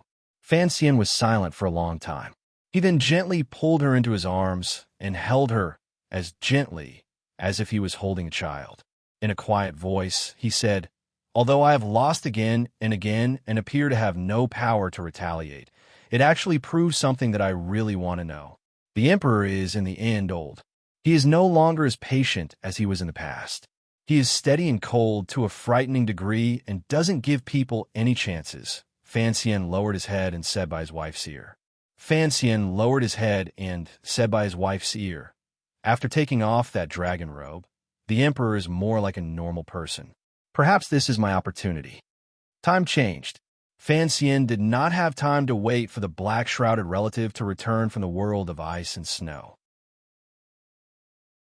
If he truly continued to wait like this, even if the Emperor continued to resist killing him, even if he waited until Uncle Wu Zhu returned, at that time, everyone he cared about would probably all die, just like the people in the John and Water Bandits, Guan Wumei, Su Wen Mao, and the officials in the Overwatch Council. He had to counterattack. Furthermore, he did indeed have a secret in his hands that even the Emperor did not know about. However, he knew that once the counterattack regarding the palace treasury truly began, there would be no turning back between Fan Xian's faction and the person in the royal palace. Perhaps the entire Qing kingdom would sink into chaos because of this. If Fan Xian lost, countless people behind him would probably die. Fan Xian did not have the confidence to defeat his emperor. When he bravely stood out with his life as the price, he had to leave a path of retreat for the family and friends he cared about. After that autumn rain, he no longer cared about his own life and death, but he still cared about the life and death of others. Because of this path of retreat, the Fan Manor was quiet for a long time after the 28th of the 12th lunar month. The atmosphere was oppressive for a long time. Even the two little children seemed to have noticed their father's strange emotions and no longer dared to make a loud noise. Because of this path of retreat, the Fan Manor was quiet for a long time after the 28th of the 12th lunar month. The atmosphere was oppressive for a long time. Even the two little children seemed to have noticed their father's strange emotions and didn't make any loud noises. After a very tasteless New Year, Fan Xian casually ate some dumplings and shut himself in the study. He shut himself in for 7 days. It was not until the 7th that he came out of the study. Everyone in the manor was waiting outside the study. Lin Wanner stood to the side and looked at him worriedly. Cece brought a bowl of ginseng soup to his hands. Cece's heart skipped a beat. She suddenly felt an ominous premonition, but she bit her lips tightly and did not make sound. She believed that the young master she had watched grow up was not immortal. No matter what kind of predicament he faced, he would easily solve it, just like he had in the past 20 years. On the 7th day of the new year, classes began at the Imperial College. After washing up, Lin Wanner helped him tidy up his clothes and sent him to the main entrance of the mansion. On the way there, her hands trembled slightly. The morning sunlight broke through the cold clouds that had sealed the capital for a long time and shone down coldly. Lin Wanner stared at Fan Xian's handsome cheek in a daze. She didn't know if she would ever see it again. Suddenly, she saw a strand of white hair on Fan Xian's temple, shining in the morning light. She couldn't help but feel her heart wrench in pain. She tried her best to remain calm as she asked, "Have you figured anything out after thinking for 7 days?" Fan Xian sighed and recovered the laziness and helplessness he had when he first entered Jingdo. He smiled and said, "Thinking for 7 days, hoping to become a great grandmaster. Don't you think I'm being too delusional?" Lin Wanner covered her mouth and laughed. "What wishful thinking. There has been a reply to the message I asked Eunuch Dai to deliver to the palace before the new year. His Majesty has asked me to enter the palace in the afternoon." Fan Xian glanced at his wife with pity. "His Majesty has always loved you. Adding to the fact that he is old, I don't think he will make things difficult for you. If you're not comfortable in Jingdo, go back to Danzhou. His Majesty has to give grandmother some face." Lin Wanner continued to cover her mouth and asked with a smile, "I'm too lazy to leave. I'll wait for you at home. But you, have you really thought of something?" Fan Xian shrugged his shoulders and said like a ruffian, "What idea? His Majesty doesn't have any openings on his body." "Ah, I remember. A man surnamed Xiong once said that since he doesn't have openings on his body, then he has openings." "You're joking again." Lin Wanner covered her mouth and laughed until she was about to cough out tears. "I was joking anyway." Fan Xian lowered his head and gently kissed Wanner on the forehead. He then climbed into the carriage without turning his head. Watching the carriage head in the direction of Dongchuan Road and the Imperial College, the smile on Lin Wanner's face immediately turned into desolation. She lowered the sleeve she had covered her mouth with. There were 2 spots of blood on the white sleeve. These 7 days had been difficult for her. Her old illness had relapsed, and she was very sad. Confucius said to become righteous. Mencius said to take righteousness. Only when righteousness is done, then benevolence is at its peak. Reading the books of the saints, what have you learned? I have no regrets. Since ancient times, those with lofty ideals who believe in righteousness under heaven should not be moved by success or failure. A voice, so calm and even slightly cold, rang out in front of the little lake in the Imperial College. More than 100 students of the Imperial College listened quietly to Sir Fan Jr.'s lesson. Many people felt that Sir Fan Jr.'s mood was strange. He seemed to like to joke mischievously, but those mischievous jokes were not very funny. Many people felt that Sir Fan Jr. had something on his mind. Who the scholar watched this scene quietly from under a large tree. His old heart was comforted. He thought he knew what Fan Xian was worried about, so he was comforted. It was the 7th day of the new year, the first class of the Imperial College. In the afternoon, the emperor would summon Fan Xian into the palace. The upper echelons of the Qing court all knew that it was Fan Xian who had invited them into the palace this time. Naturally, Who the scholar thought that under the emperor's repeated blows and in front of the great battle results the Qing kingdom had achieved, Fan Xian had admitted defeat. Thinking of the Qing kingdom ruler and officials being of one mind, father and son of one mind, unifying the world and living in harmony, Who the scholar felt incomparably comforted. He didn't even pay attention to the specific contents of Fan Xian's lesson. Kong is not Jiu Kong pretending to be Wang Lihong. It is not Kong Ming waving a fan, and it is even less likely to mean eye-catching. Mencius, I don't really like this person because he likes to argue too much. He is similar to me. Fan Xian smiled as he lectured to the 100 Imperial College students by the lake. He didn't care whether or not these students could understand. There were indeed collections of classics and history in this world, but there were no Confucius, Mencius, or many other philosophers. There were theories of benevolence and righteousness, but very few were as clear as what Confucius said. Such a thing as risking one's life for righteousness must occasionally be done, but I'm not that kind of person. I have always been afraid of death. After these words were said, all of the Imperial College students laughed. They felt that in Sir Fan Jr.'s messy lecture, a joke that they could understand had finally appeared. But Fan Xian's expression suddenly became cold. After waiting for the surroundings to quiet down, he said, word by word, "How many people are different from animals? Is it only those who value righteousness? Not necessarily. A person's instinct is to seek life and avoid death. However, a person is worthy of respect when they can bravely meet death. Why meet death?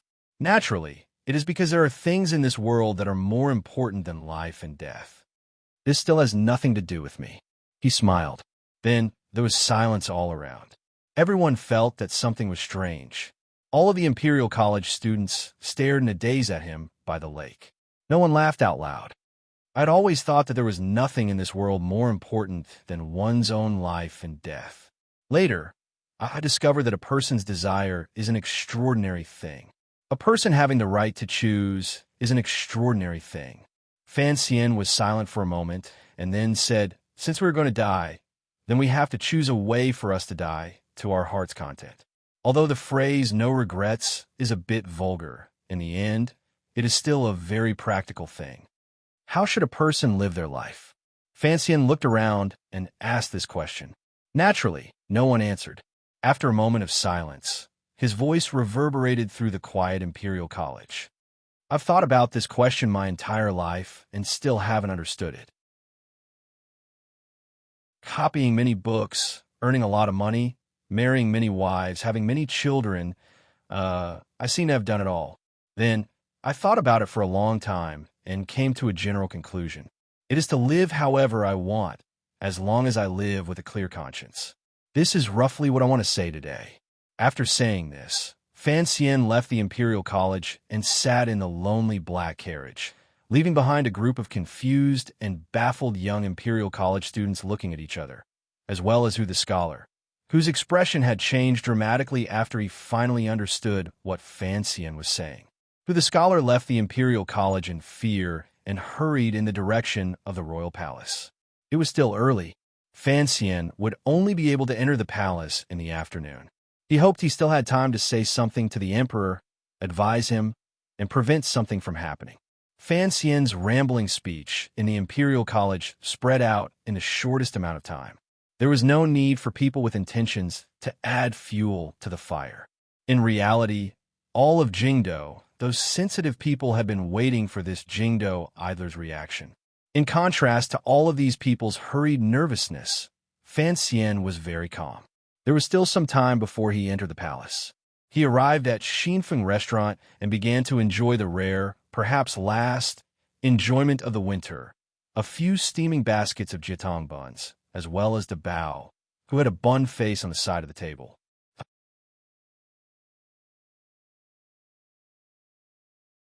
Chapter 729. A pair of long chopsticks pierced into the long end of the jitong bun and pulled it apart to reveal the delicious and tempting broth inside. Fan Xian took out a ladle and scooped out the broth and ladled it into the porcelain bowl in front of Dabao. He then picked out the meat stuffing and placed it on top of Dabao's zhajiangmian. Little Xian Xian eat. Dabao lowered his head as he attacked the food. His words were unclear, but unusually determined. Hearing his tone, he was truly worried that Fan Xian would give everything to him and that he wouldn't be full. Fan Xian looked at his brother-in-law and smiled. He used his hands to tear open the soft and white skin of the jitong bun and soaked it in the kelp soup. He casually took a few bites. Ever since he had taken over his position in the first bureau of the Overwatch Council, he liked to eat buns in Xinfeng restaurant. Each time he came to eat buns, he would bring Dabao. He knew that Dabao only liked to eat the meat stuffing and had no interest in the skin of the buns. Thus, it was suitable for the two brothers to work together. Glancing at the happy and sweaty Dabao, for some reason, Fan Xian's heart began to ache. He didn't know if he would have such an opportunity to waste time with his brother-in-law in the future. He liked being together with Dabao. Only when he was with Dabao could he truly relax. He could tell Dabao all of his secrets, his views of the world, and he wouldn't have to worry about Dabao betraying him. After today, it would probably be very difficult to eat buns with Dabao again. It would also be very difficult to lie at the bow of the boat with Dabao and talk about how the starry sky of the Qin Kingdom was so similar to the starry sky of that world. Fan Xian's face still carried a warm and encouraging smile as he looked at Dabao, but he sighed in his heart. He couldn't taste his food. Grabbing a towel beside the table, he wiped away the grease on his hands and turned his head slightly. Separated by the railing of the second floor of Xinfeng restaurant, he looked at the two yamens across the street. The Supreme Court of the Qin Kingdom and the first branch of the Overwatch Council were both across the street from Xinfeng restaurant. Today was the 7th day of the new year. It was the first day of duty for court officials after the end of the year. On this day, other than the interaction between the various departments, the exchange of well wishes, and the exchange of red packets, there were actually no important political matters that needed to be handled. Inside a yamen, everyone was basically having tea party. From the main official to the lowest level of scribes, everyone was holding a teapot, eating melon seeds, and chatting leisurely. This was the custom of the entire world's officialdom. Even the one in the palace knew this. After all, it was the atmosphere of the new year. When on duty, it was very idle and there was nothing to do. Naturally, the shift ended even earlier. It was clearly not time yet. The sun hiding behind the cold clouds in the sky had not yet moved to its southern zenith. Across the street, many officials walked out of the yamen of the Supreme Court. These officials met up with the officials from the other departments who had been waiting outside the yamen. Like birds and beasts, they scattered on the street. No one knew where they had gone to enjoy the delicacies of Jingdo. On the first day of duty, it was not a crime to eat and drink at noon. It was even possible that after getting drunk, they would return to their manners to rest in the afternoon. Different from the Supreme Court, the first branch of the Overwatch Council's yamen, which was clearly much more wretched and sinister, still had its doors tightly shut. There were no officials going in to do business, and there were no idle people walking around laughing and laughing. A depressing atmosphere that made one's head droop emanated from the courtyard. Fan Xian looked calmly at the familiar courtyard, which he had once controlled with one hand. He knew very well why it was like this. The Overwatch Council was facing a bleak storm. Its position in court had dropped 1,000 li, particularly in the previous month. Many Overwatch Council officials had been arrested by the Ministry of Justice and the Supreme Court on some groundless charges. Although they knew that it was the Imperial Censorate leading the purge, the Overwatch Council seemed to have lost its former magic. It was no longer able to gather its true power and give the most powerful counterattack. With He Zhongwei at the head, the Imperial Censorate faintly suppressed Hu the Scholar and began to lead the entire system of civil officials to launch an attack on the Overwatch Council. No one knew how many Overwatch Council officials had welcomed cruel punishments in prison. The Qin Kingdom was long no longer the Qin Kingdom with the old cripple. A wave of steady footsteps and self-contained laughter came from the stairs. About 7 or 8 officials walked up from downstairs. Looking at their clothing, they were all high-ranking officials. These officials did not go to the private rooms on the 3rd floor. Instead, under the guidance of the owner, they came to the railing and prepared to put up a screen and sit against the railing. Xinfeng Restaurant had not been famous in the past. Although it was opposite the Supreme Court and First Bureau of the Overwatch Council, the officials always felt that the place was too low class. Even in the private rooms, there were no girls to serve them, so they would rather go further. It was not until later that Fan Xian often came here to lean against the railing and munch on meat buns that he forcefully raised the reputation of Xinfeng Restaurant. From then on, there was an additional type of elegance. Most of the officials who came to Xinfeng Restaurant were from the Supreme Court. The main guest was Ho Ji-chang, who had just been transferred back to the capital from Jiaozhou. The officials of the Supreme Court knew that this person, who had once been one of Fan Xian's 4 disciples, had now put down his status and thrown himself under the tutelage of Scholar He, who had once been as famous as him. Only then did he have the wonderful matter of being transferred directly into the Supreme Court. The changes in the world truly made one sigh. The officials couldn't help but feel some disdain toward Ho Ji-chang's betrayal of Fan Xian. However, no one was willing to show it on their faces. It was Ho Ji-chang's first time in the Supreme Court, so he was invited to Xinfeng Restaurant to treat. In order to give Scholar He face, even the deputy of the Supreme Court personally came to accompany him. Arriving at the railing, the officials prepared to sit down. Before the screen came up, they could see the table on the other side of the railing. There were only 3 people at that table. A person who looked like a bodyguard had clearly finished eating and was looking around warily. The fat man facing the officials had his head lowered and was chewing fiercely. The person facing the officials was wearing commoner clothing. He raised his head to look at the other end of the street. It was just his back view, but it made everyone's heart thump. Ho Ji-chang's body froze.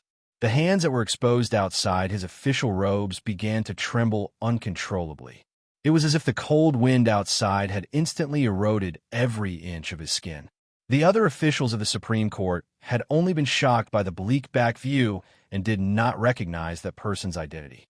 Looking at Ho Ji-chang's deathly pale face, they couldn't help feeling incomparably shocked. They followed Ho Ji-chang's gaze and looked again. Finally, they understood where Ho Ji-chang's fear lay.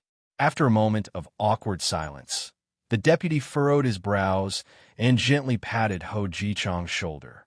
In a quiet and comforting voice, he said, "Sit." Ho Ji-chang sat down restlessly. After a long time, he sighed with some shame. If this had been any other time in the past, this table of officials would certainly have gone to that table to respectfully greet Fan Xian. Now, not only did Fan Xian not have any official positions, but even his status as a first-rank duke had been taken away by the emperor. He had become a completely white person and was nothing more than a commoner. This table of officials of the Supreme Court were all He Zhongwei's direct subordinates. They knew that Sir Fan Jr. was on the other side of the railing and that they were on the other side of the railing. Naturally, they could not leave. What reason was there for an official to give way to a commoner? What reason was there for the He faction, currently in the limelight, to give way to a drowning dog?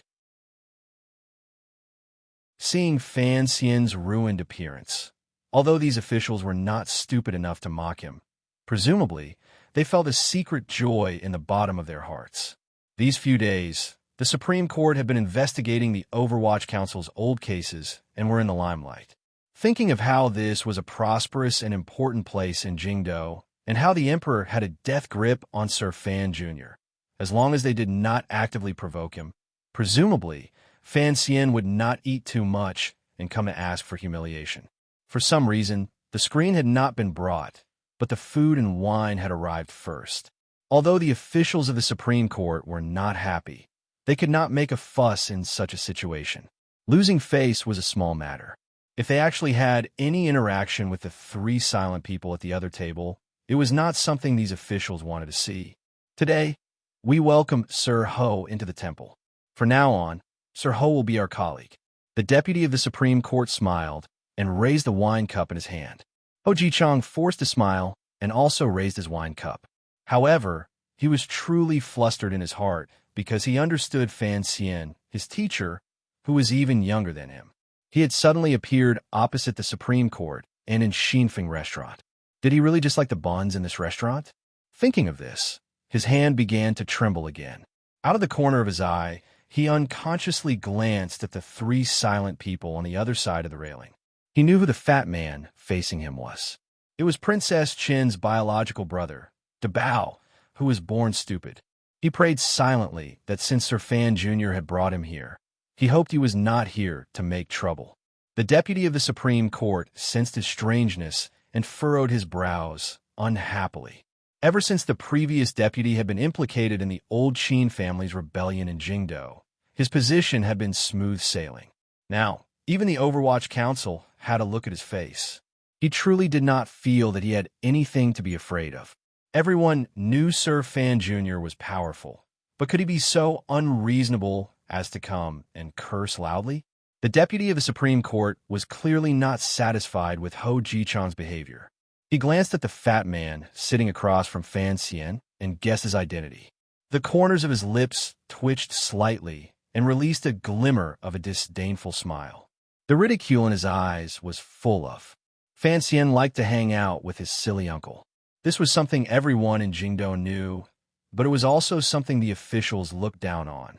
Although this deputy did not dare to say anything to that side in mockery, the expression on his face revealed everything.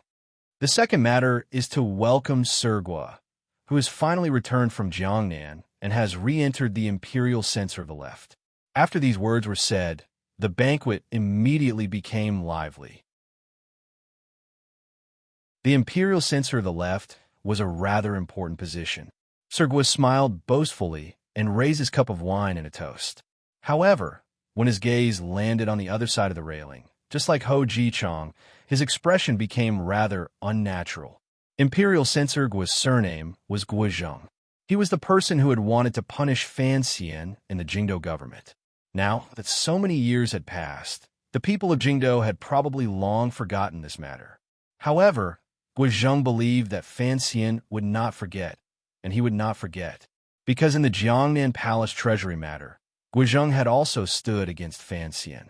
The wine hadn't gone through 3 rounds when the 3 silent people on the other side of the railing had already finished eating. Fan Xian held the Bao's hand and walked toward the stairs. Tung Zijing followed silently behind. If the 3 of them wanted to go down, they had to pass the table where the officials were gathered. Unexpectedly, the officials at this table all quieted down at the same time with a glimmer of nervousness, waiting for the young master to quickly leave. However, Fan Xian did not leave. Very naturally, he came to the side of this table and looked at the officials with a slight smile. Seeing that the situation was not right, the deputy of the Supreme Court smiled awkwardly and stood up. Raising his hands in a salute, he said, "So, is Sir Fan Jr.?" Only after he said the word "I" did he realize that something was wrong. The other party was already a commoner. As a proper deputy of the Supreme Court, how could he say "I"?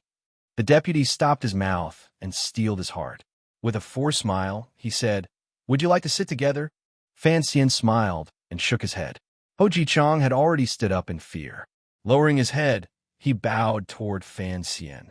Cold sweat soaked through his back, but Fan Xian did not even glance at him. It was as if he did not exist.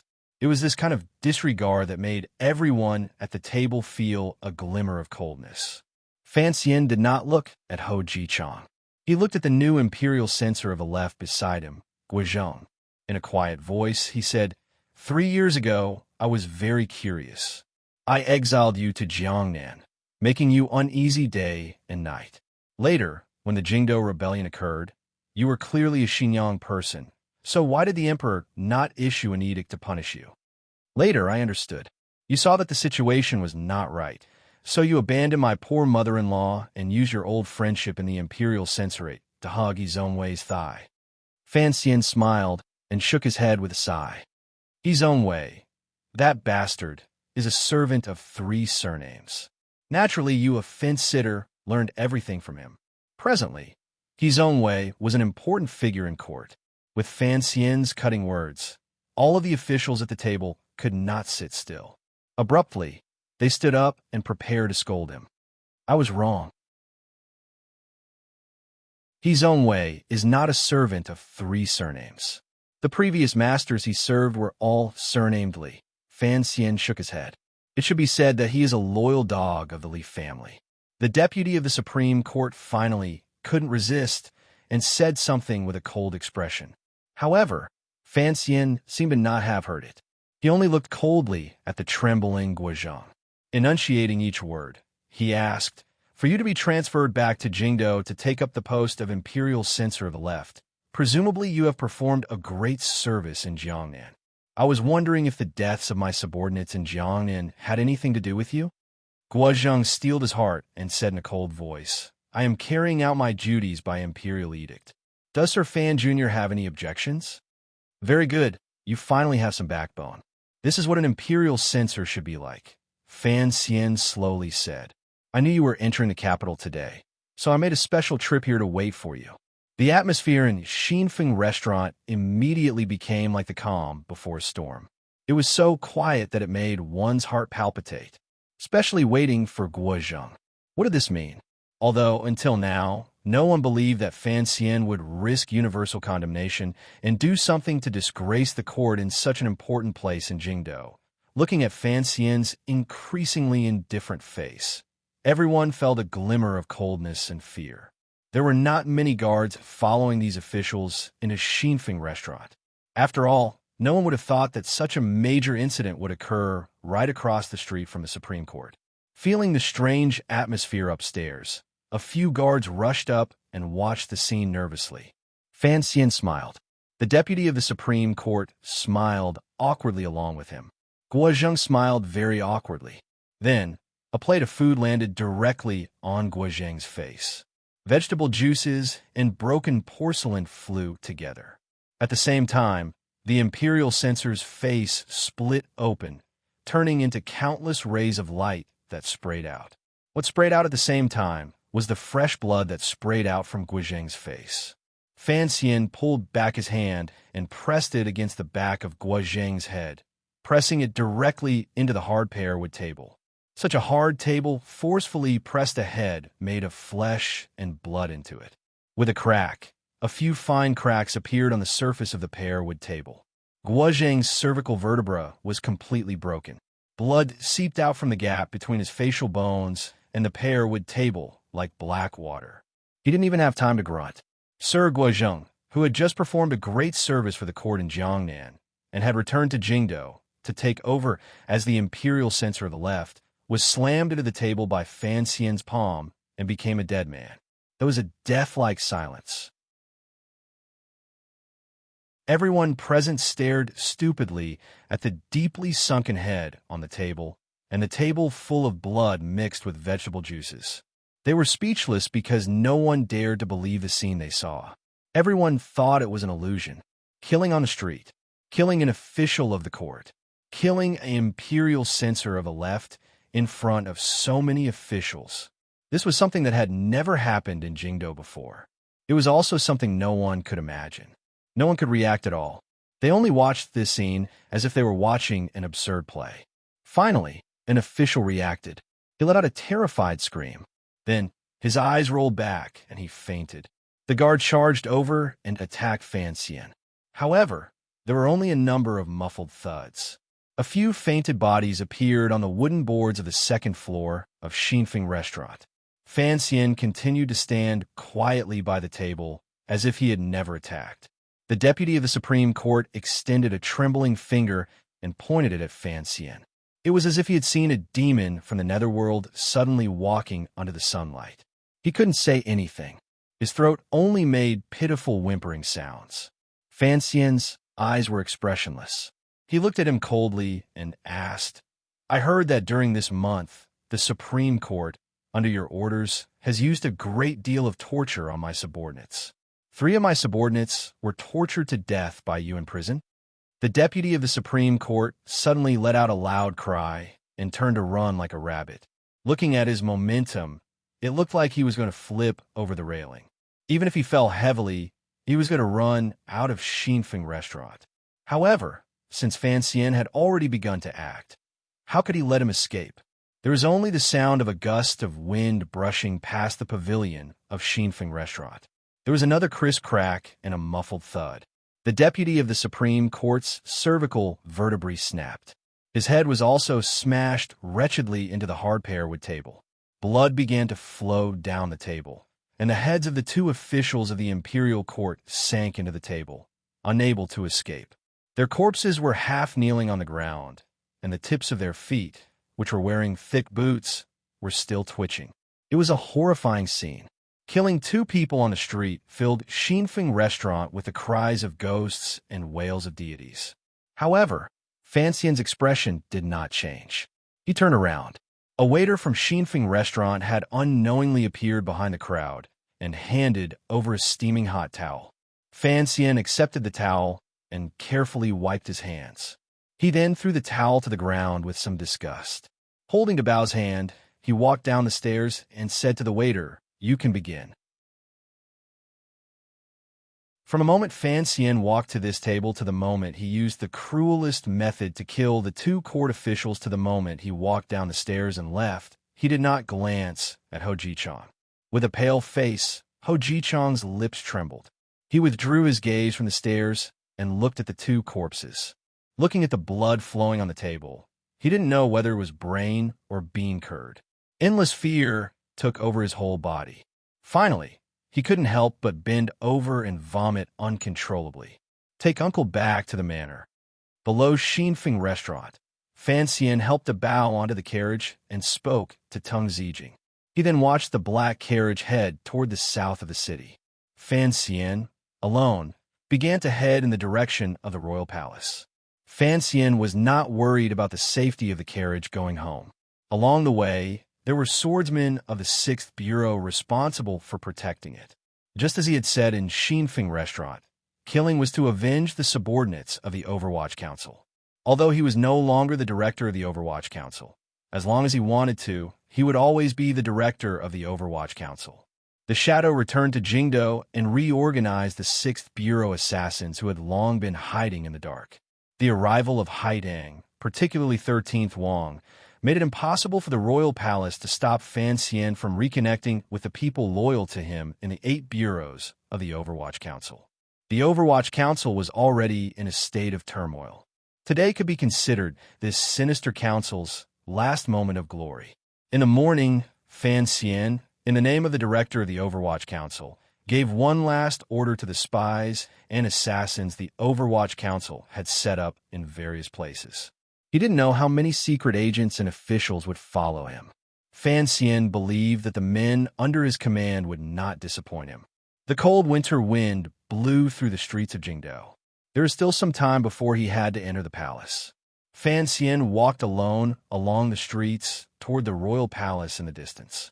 Along the way, he looked at the Jingdo streets and greedily breathed in the air. It was as if he wanted to engrave all of this into his memory.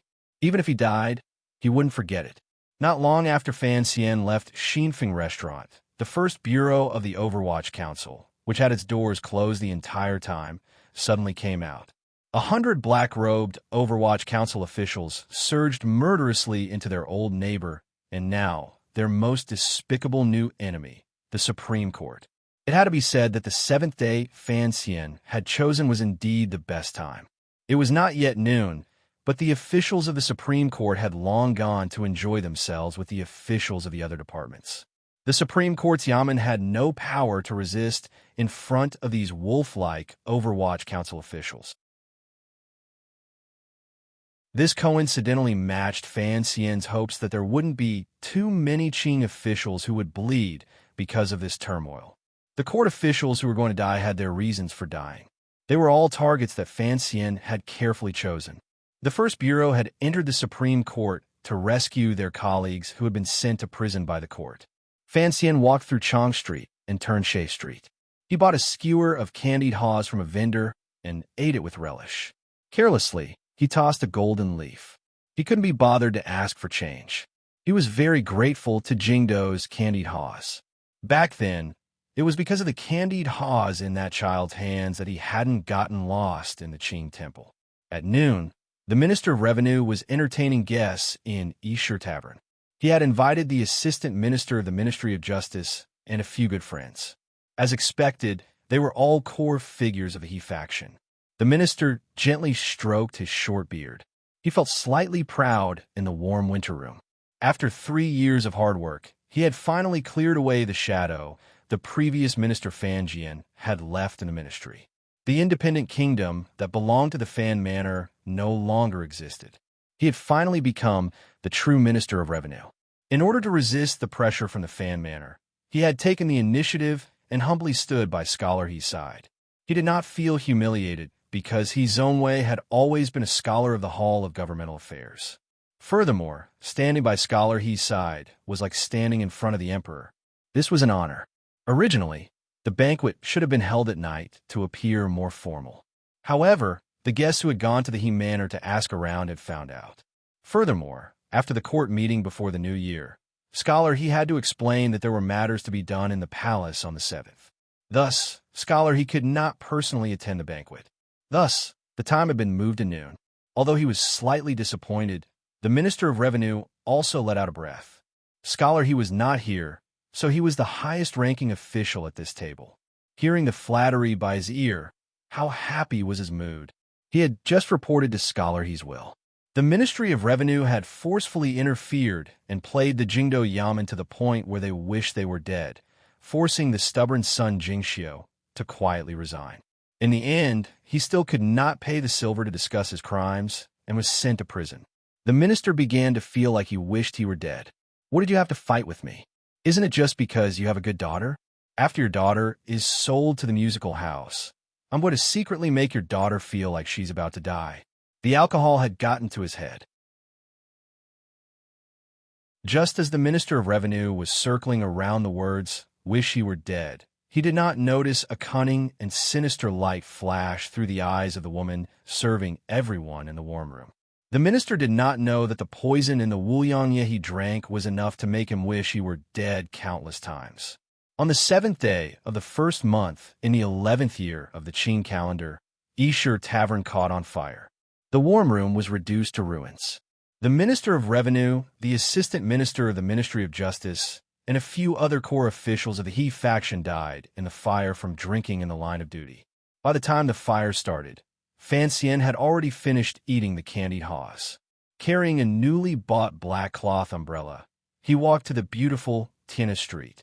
He casually tossed the bamboo stick with the sugar residue into the unusually clean pond by the side of the street.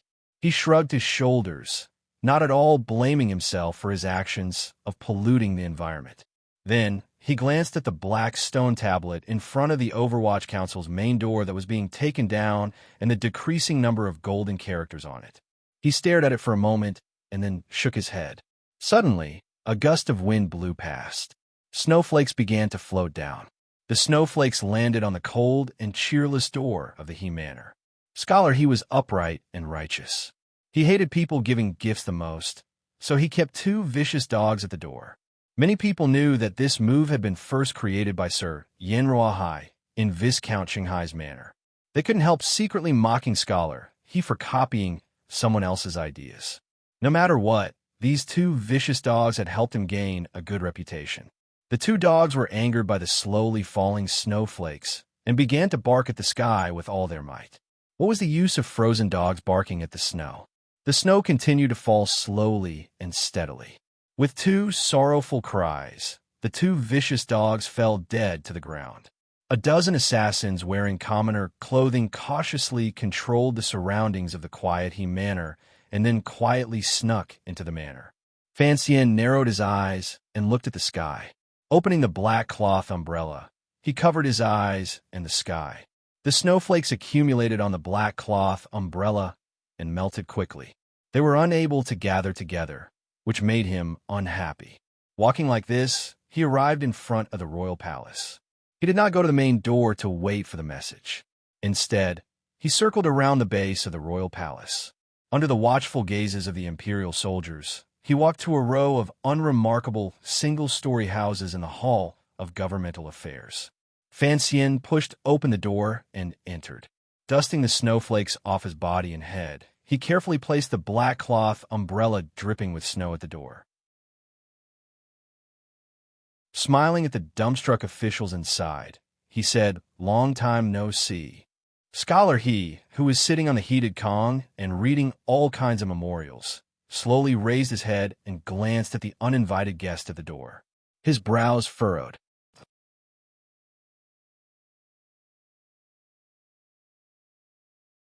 Chapter 730.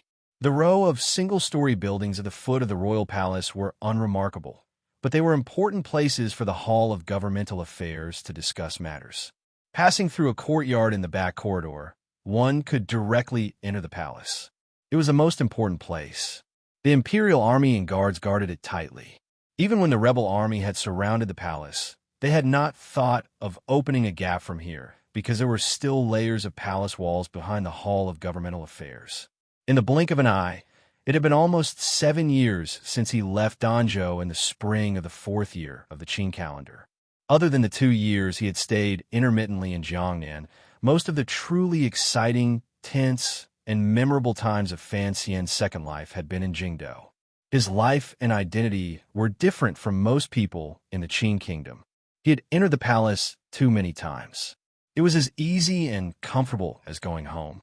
Regardless of whether it was his identity as the commissioner of the Overwatch Council or his identity as the emperor's illegitimate child, the restrictions of the palace did not exist for him. On the 7th day of the new year, Fan Xian strolled to the row of single-story buildings below the royal palace like he was taking a stroll. Although the new year had just passed, the Hall of Governmental Affairs was still busy. Officials from various departments had come to discuss matters. No one noticed a figure holding a black cloth umbrella in the snow. Entering the inner area, the Imperial soldiers and guards responsible for inspection were dumbfounded by Fan Xian's warm smile. They watched in a daze as he walked in. Fan Xian had come too naturally and naturally. All of the Imperial soldiers and guards were familiar with the fact that this young man could enter and leave the royal palace without any hindrance. For a moment, they did not react. They allowed him to pass through layers of guards and come directly to the main room of the Hall of Governmental Affairs. There were 2 heated Kong beds in the main room. A few layers of things were thrown haphazardly on top. Memorials from various places, as well as edicts the emperor had drafted, were piled everywhere. Ink and paper were piled haphazardly on the table. In the center of the Qin court, the working conditions did not look good. A few scholars and scribes were busy until Fan Xian put down the black umbrella dripping with snow water. The main room of the Hall of Governmental Affairs was silent. Everyone stared in a daze at Fan Xian. They didn't know why this figure, who had been severely punished by the emperor, would suddenly appear here. As Fan Xian walked through the streets of Jingdou, the various restaurants and yamens in Jingdou had already changed. However, the timing of the attack this time was perfect. When Fan Xian walked into the main room of the Hall of Governmental Affairs, the flames of revenge were just beginning to burn all around Jingdou. The news had not yet reached the palace of Fan Xian's sudden arrival. The first person to react was Scholar Pan. Scholar Pan Lin, who was closest to the door of the bright light. This old scholar opened his slightly aged eyes and looked at Fan. He coughed and said, "Why are you here?" Ever since he was young, Fan Xian had learned Pan, the scholar's handwriting. He had also earned his first silver from the newspaper Pan the scholar edited. Although he had not interacted with him twice in Jingdou, Fan Xian was always respectful to the old man. He smiled and replied, "The emperor summoned me to the palace in the afternoon. I had just arrived at the entrance to the royal palace when it suddenly began to snow. I thought it would be pointless to stand in the snow, so I came here to see you all." With these words, only then did everyone in the room remember that the emperor had indeed sent an edict to summon Fan Xian into the palace. Relaxing, they each smiled warmly and went forward to greet him. The officials of the Hall of Governmental Affairs were different from the officials of the yamens below them. What they paid the most attention to was being in the same light as the dust. They were powerful but not angry, particularly as they were the officials closest to the emperor. They knew Fan Xian's true position in court, so no one dared to slight him. His own way was the last to stand and walk over. There was a glimmer of self-control in his calm expression. The moment he appeared, the entire room of the Hall of Governmental Affairs immediately fell silent. Even Scholar Pan Lin coughed and left with his back bent. Everyone knew that Scholar he was following the Emperor's edict and doing his best to attack the pitiful power Sir Fan Jr. had left behind. Everyone also knew that during these years, Sir Fan Jr. and Scholar he had never interacted harmoniously, not even once. The situation had changed a long time ago. Scholar he was so popular that it was almost purple. His position in the Hall of Governmental Affairs was faintly higher than Scholar Hu's. Faced with Fan Xian, who had sunk into a difficult situation, what would he say or do?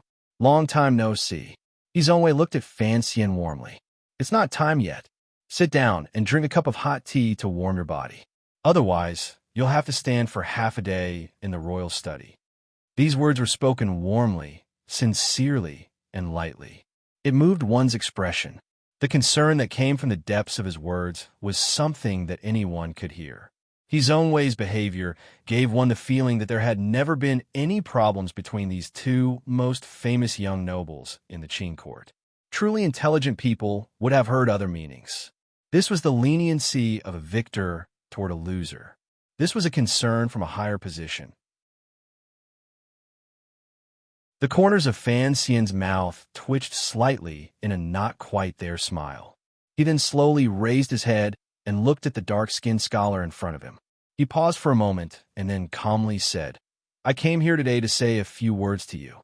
That's right, my time hasn't come yet, but yours has." No one could understand these words. Even his own way himself did not hear the sinister background tone in them. He paused slightly and furrowed his brows as he looked at Fan Xian. It was as if he wanted to say something. Unexpectedly, he heard a clamor coming from outside the Hall of Governmental Affairs. There were a few unsuppressible cries of surprise mixed in the chaotic noise. What a mess! His own way's expression was slightly heavy. He looked at the official who had charged through the door and reprimanded him slightly angrily. "Sir, Deputy Chung of the Supreme Court and the new imperial censor of the left, Guozheng, have been killed on the street." The official fearfully reported the news that had come from outside earlier. Hearing this news, it was as if the entire room exploded. Shocked cries rang out. The officials of the Hall of Governmental Affairs managed the Qin court for the emperor. When had they ever heard of such a high-ranking court official being assassinated in the street? His own way's body froze. The deputy of the Supreme Court and imperial censor Guozheng were both his trusted aides, particularly Guozheng. He had always viewed the Fan faction as a great enemy and had done many things for him in Jiangnan. He had performed a great service for the emperor, which was why he had found an opportunity to move him back to Jingdou. In the end, he had just returned to Jingdou and died. A glimmer of paleness flashed across his dark face. It quickly returned to normal. He abruptly raised his head and stared at Fan Xian's handsome face. His eyes narrowed and glowed with a cold light. Without waiting for his own way to open his mouth to speak, Fan Xian gently lowered his eyelids. Amidst the cries of surprise, he quietly said, "The Minister of Revenue is also dead, as are 2 vice ministers. This is the list I drafted. Take a look and see if you missed anything." After Fan Xian said this, he took out a thin piece of paper from his clothes and handed it over. His own way's hand began to tremble uncontrollably. He accepted the paper and scanned it roughly. He saw the names and positions of a dozen officials.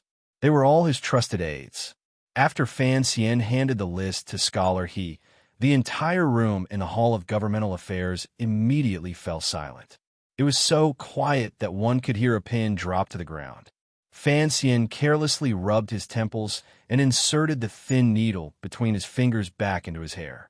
Calmly, he said, "I don't want to kill innocent officials, so please confirm. If these are all your people, then I can rest easy." The slip of paper full of names floated to the ground. The room was silent. At this moment, everyone knew that the bloodshed in Jingdou had been caused by Sir Fan Jr. However, they didn't know if what he said was true. Had all those court officials died today? He Zhongwei understood Fan Xian, so he knew Fan Xian was not lying. Presumably, the names on the paper had already become a wisp of resentful spirit. He raised his head. His eyes burned with a venomous fire as he stared fixedly at Fan Xian. He didn't know why Fan Xian was doing this. Did he not know that doing this was a road to death? In this moment, He Zhongwei felt a faint sense of pride. He had actually forced Fan Xian to this path of life and death. Why? Someone capture this murderer. Everyone thought that He Zhongwei was going to angrily denounce Fan Xian's inhuman evil actions in front of the officials. No one had expected that halfway through his words, He Zhongwei would yell out loudly. Using the fastest speed, he hid behind the officials. It was still He Zhongwei who understood Fan Xian the best. Since Fan Xian had already disregarded life and death and had gone on a killing spree in Jingdo, he had the thought of fighting to the death. Seeing that Fan Xian had come to the Hall of Governmental Affairs to put down his umbrella before entering the palace, it was not just to use these dead people's names to mock and attack him. He wanted to kill him. Until now, no one believed that Fan Xian would dare to explode and kill people at the foot of the royal palace, in the solemn location of the center of the Qin kingdom. However, He Zhongwei believed it. He knew that the vicious young noble in front of him would dare to do anything once he went crazy. Thus, he did not care about the dignity of an official. As he cried out in terror for the imperial soldiers to protect him, he ran for his life toward the back of the officials. Fan Xian did not chase after him. He only watched his actions with a pitying and mocking gaze. He looked at the pale face behind everyone.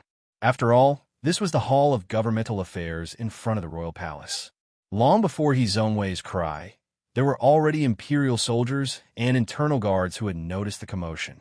Once they realized that something was wrong, a dozen guards and 3 imperial army generals had already charged into the large room of the Hall of Governmental Affairs. Pulling out the knives at their waists, they cautiously surrounded Fan Xian. No matter how powerful Fan Xian was, he would not be able to kill his way out of the encirclement of these internal court guards in an instant. Seeing this scene, everyone felt a bit more at ease. Behind the crowd, He Zhongwei's expression also looked slightly better. The paleness was gone. On the contrary, there were 2 threads of red. In a stern voice, he yelled, "Quickly, capture this murderer!" A person's name was like a tree's shadow. Even if everyone knew that the blood in Jingdo had been shed under Sir Fan Jr.'s order, before they investigated clearly, who would go forward to capture Fan Xian? Particularly in a situation where Fan Xian had not made the first move, how could the Imperial Army generals and internal court guards dare to rashly charge forward? There was panic at the foot of the royal palace. The sound of soldiers being mobilized rang out everywhere. In an instant, urgent sounds came from outside the large room of the Hall of Governmental Affairs. Countless imperial soldiers surrounded the room, surrounding Fan Xian and the officials who actually controlled the Qin court inside. Even if Fan Xian had a pair of wings, he probably wouldn't be able to fly out. However, it seemed that he didn't want to escape. He just looked calmly at his own way behind the crowd and casually took a step forward. This step shattered the courage of countless officials. Cries of surprise rang out in the room. The dozen guards surrounding Fan Xian pressed forward. Fan Xian stopped his steps and looked at his own way not far away through the heads of the crowd. Calmly, he said, "Perhaps it is as many people say, you are actually a capable official. In the future, it is very likely that you will become a famous official whose name will go down in history." Then, he shook his head and said, "However, I won't give you this opportunity to continue living. Speaking of which, it's strange. For some reason, I loathe you so much. This loathing is completely without reason. You are too materialistic and always want to step on others to climb up. This kind of behavior is what I dislike the most. Even if I don't like it, at most, I'll just punch you a few times." Unexpectedly, you later threw your entire life into opposing me, Fan Xian said with a slight smile. "It's a pity that this career is not very glorious. On the contrary, it gives me even more reasons to kill you." Fan Xian smiled warmly. In the eyes of everyone in the room, this smile was sinister terrifying and full of murderous intent. However, he didn't seem to have any intention of attacking. Thus, the imperial soldiers and guards around him didn't move lightly. They were terrified of provoking this figure's craziness and starting a massacre. Hearing the latter part of Fan Xian's words, a severe light flashed through Hizongwei's eyes. He prepared to open his mouth and say something coldly. Unexpectedly, a sharp pain came from his abdomen. This pain was very real and very wretched. It immediately made his face pale. He couldn't say a word. You are a petty person who is passionate about materialism and doesn't care about the cost to climb up. You can hide it from the emperor, the officials of the court, and even the people of the world. But how can you hide it from me? Fan Xian's gaze became cold. Your seemingly clean hands are stained with the blood of many people. Just how many people's wrong souls are on your official robes? You know, and I know. Today, I am killing you and your He faction officials to carry out justice on behalf of heaven and to help the emperor cleanse the emperor's side. Fan Xian said words that even he didn't believe. He looked mockingly at Hizongwei's pale face, bullying him for not being able to say a word. I don't understand why you would do anything to climb up and step on the corpses of my subordinates to climb up. Later, I finally understood. It is not because of the natural enmity between the Imperial Censorate and the Overwatch Council. It is also not because I am unwilling to marry my sister to you. Furthermore, it is not because the Emperor has any instructions for you. Fan Xian sighed with pity. All of this is because you are jealous of me. You are not as good as me in literature, martial arts, reputation, or power. No matter how hard you work or how many big black dogs you raise, you will never be able to catch up to me in this lifetime. Of course, you are not convinced. You are not convinced that I have a good father and mother. However, this is fate. What is there to be unconvinced about? A few soybean-sized beads of sweat rolled down Hizongwei's pale forehead. He stared at Fan Xian with a pair of hateful eyes. He wanted to angrily say something, but he didn't have the strength to open his mouth. He already had no strength to stand. Dispiritedly, he sat on the side of the Kong. This is grievance.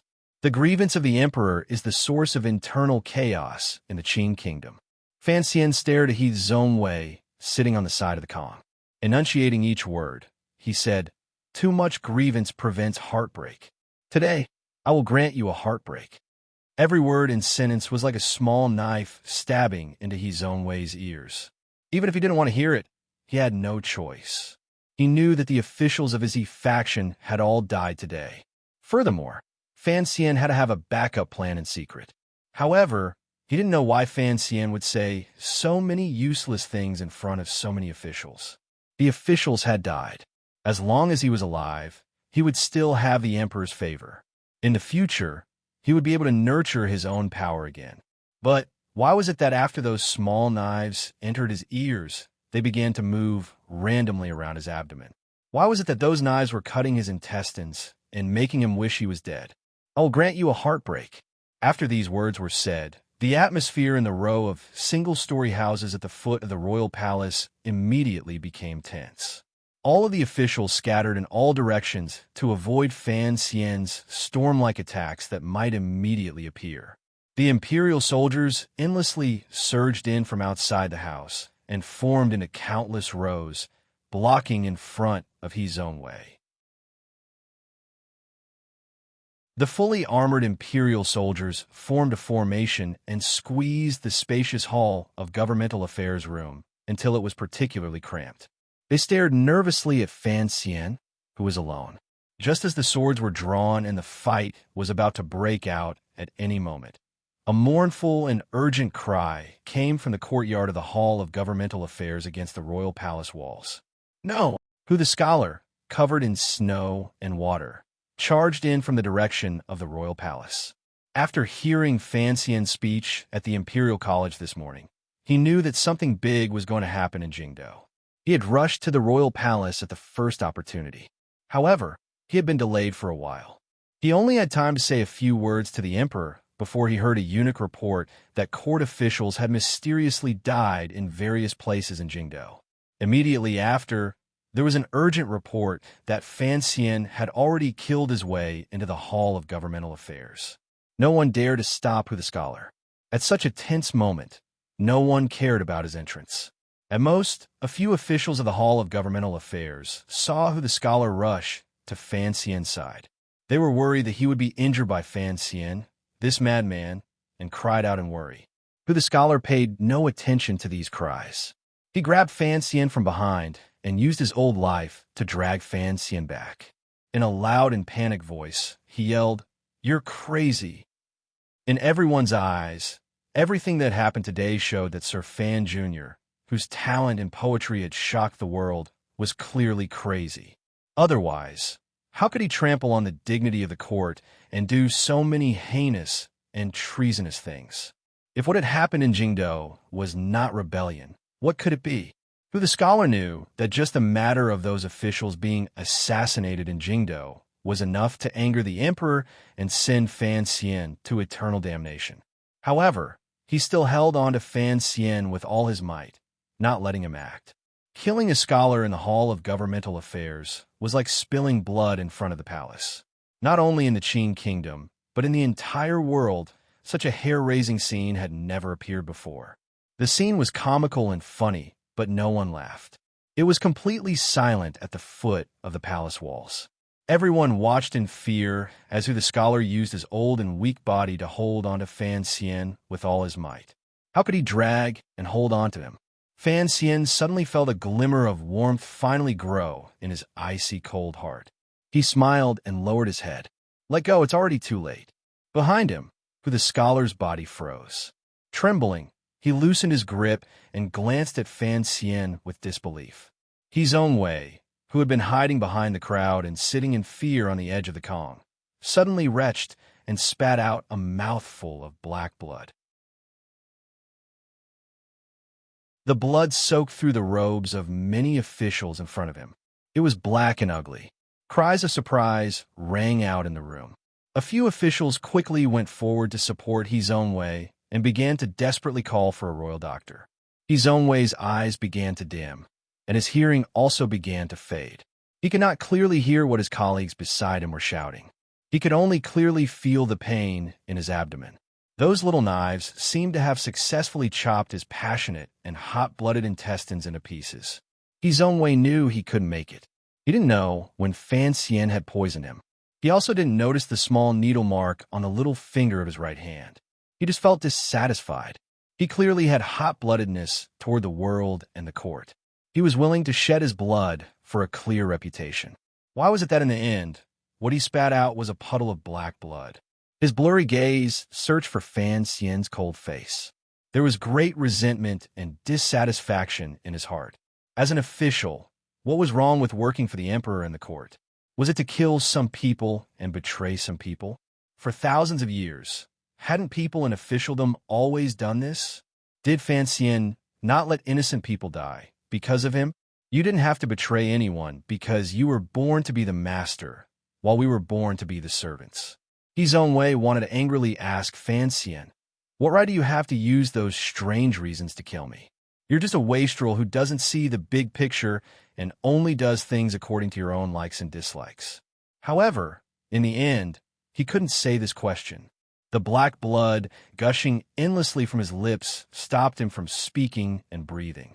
Just before the royal doctor rushed over, the scholar and imperial censor, the most popular person in the Qin court these 3 years, His Own Way, died at the foot of the royal palace in the yamen of the Hall of Governmental Affairs. He spat out blood and died with his intestines broken. During this process, Fan Xian had been watching His Own Way calmly and coldly, even callously. He watched him vomit blood, watched him struggle in pain, and watched him take his last breath. The expression on his face remained calm and did not change at all. He didn't know of His Own Way's resentment and dissatisfaction before his death. He didn't need to know. The officials who died on the 7th day of the first month in the 11th year of the Qin calendar, including His Own Way himself, were actually just preparatory work. His Own Way's death had nothing to do with his likes and dislikes. It was for the people he had to protect, for the people in Jiangnan, Shiliang, and Jingdo who had already died. This official the emperor had raised specifically to deal with Fan Xian had to die. This was just one part of the machine-like calm calculations. Fan Xian only needed to confirm this person's death. He didn't sigh too much in his heart. There was still time to sigh about things before he died. The scholar stared in a daze at Zhongwei's body. He then turned his head heavily and looked at Fan Xian's icy face with an angry, disappointed, and dazed emotion. An icy voice squeezed out of his chest. "Capture this murderer." He stood by Fan Xian's side, disappointed and angry. He gave the order to capture and even kill Fan Xian. He didn't care that Fan Xian could casually stretch out his hand and have him follow Zhongwei in death. Naturally, Fan Xian would not kill him. He looked at the scholar and smiled apologetically. Just as the imperial soldiers charged forward, the head eunuch of the internal court, Eunuch Yao, finally arrived at the Hall of Governmental Affairs. In a sharp voice and powerful Jinqi, he yelled, "The emperor has an edict to bring the traitor Fan Xian into the palace." The edict had finally arrived. Without question, this was an edict determined to take his life. However, the edict was for Fan Xian to enter the palace. Everything regarding the emperor and his illegitimate child could not be seen or heard by these officials in court.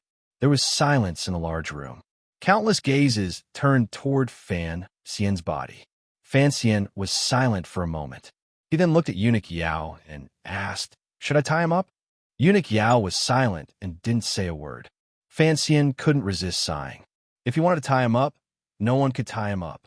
However, the emperor's edict could easily turn his family and friends in this world into ropes they could never struggle free of.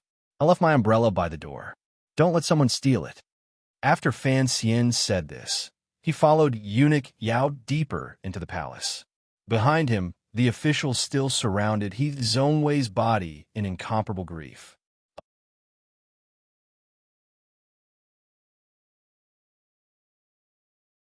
Chapter 731. Last night, I had insomnia, unusually serious insomnia. I tossed and turned in bed for a long time, unable to fall asleep. It was not until 10 o'clock this morning that I went back to bed. I slept for a few hours in a daze. Even now, my mind is still muddled. For an optimist like me, insomnia is actually a rare thing. However, since May of last year, it has happened to me. Everything is the fault of Qingyu. I can't help it. I will slowly write this chapter. There is still a long way to go before the end. The winter snow landed on the stone tiles and quickly melted. It was difficult to accumulate.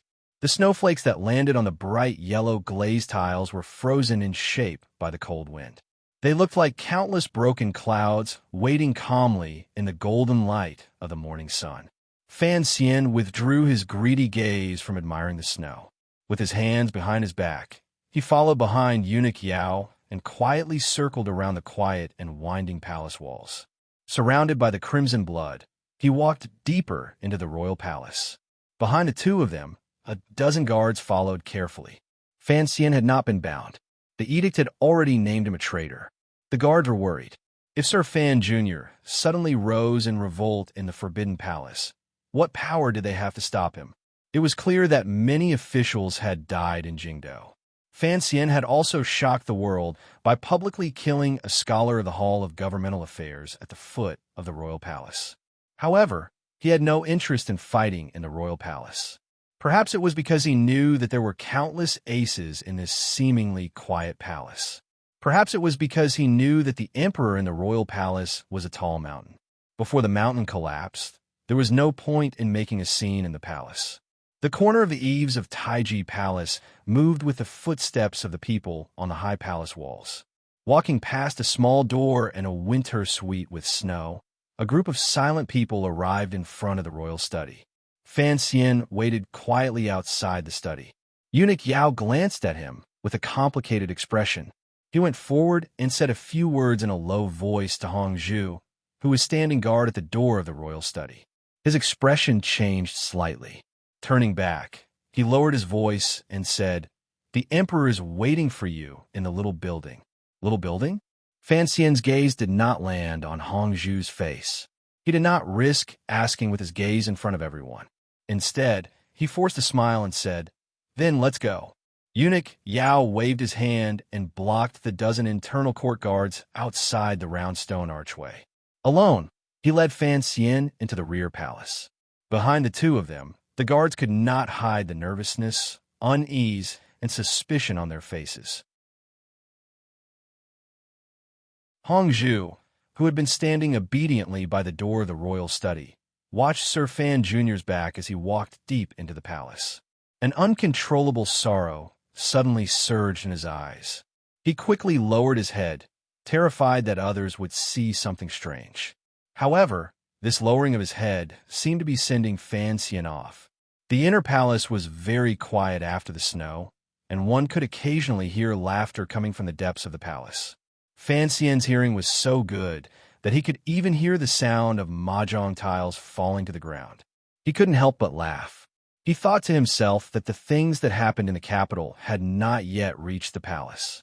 Everyone seemed to be having a good time. However, the palace had never been so lively before.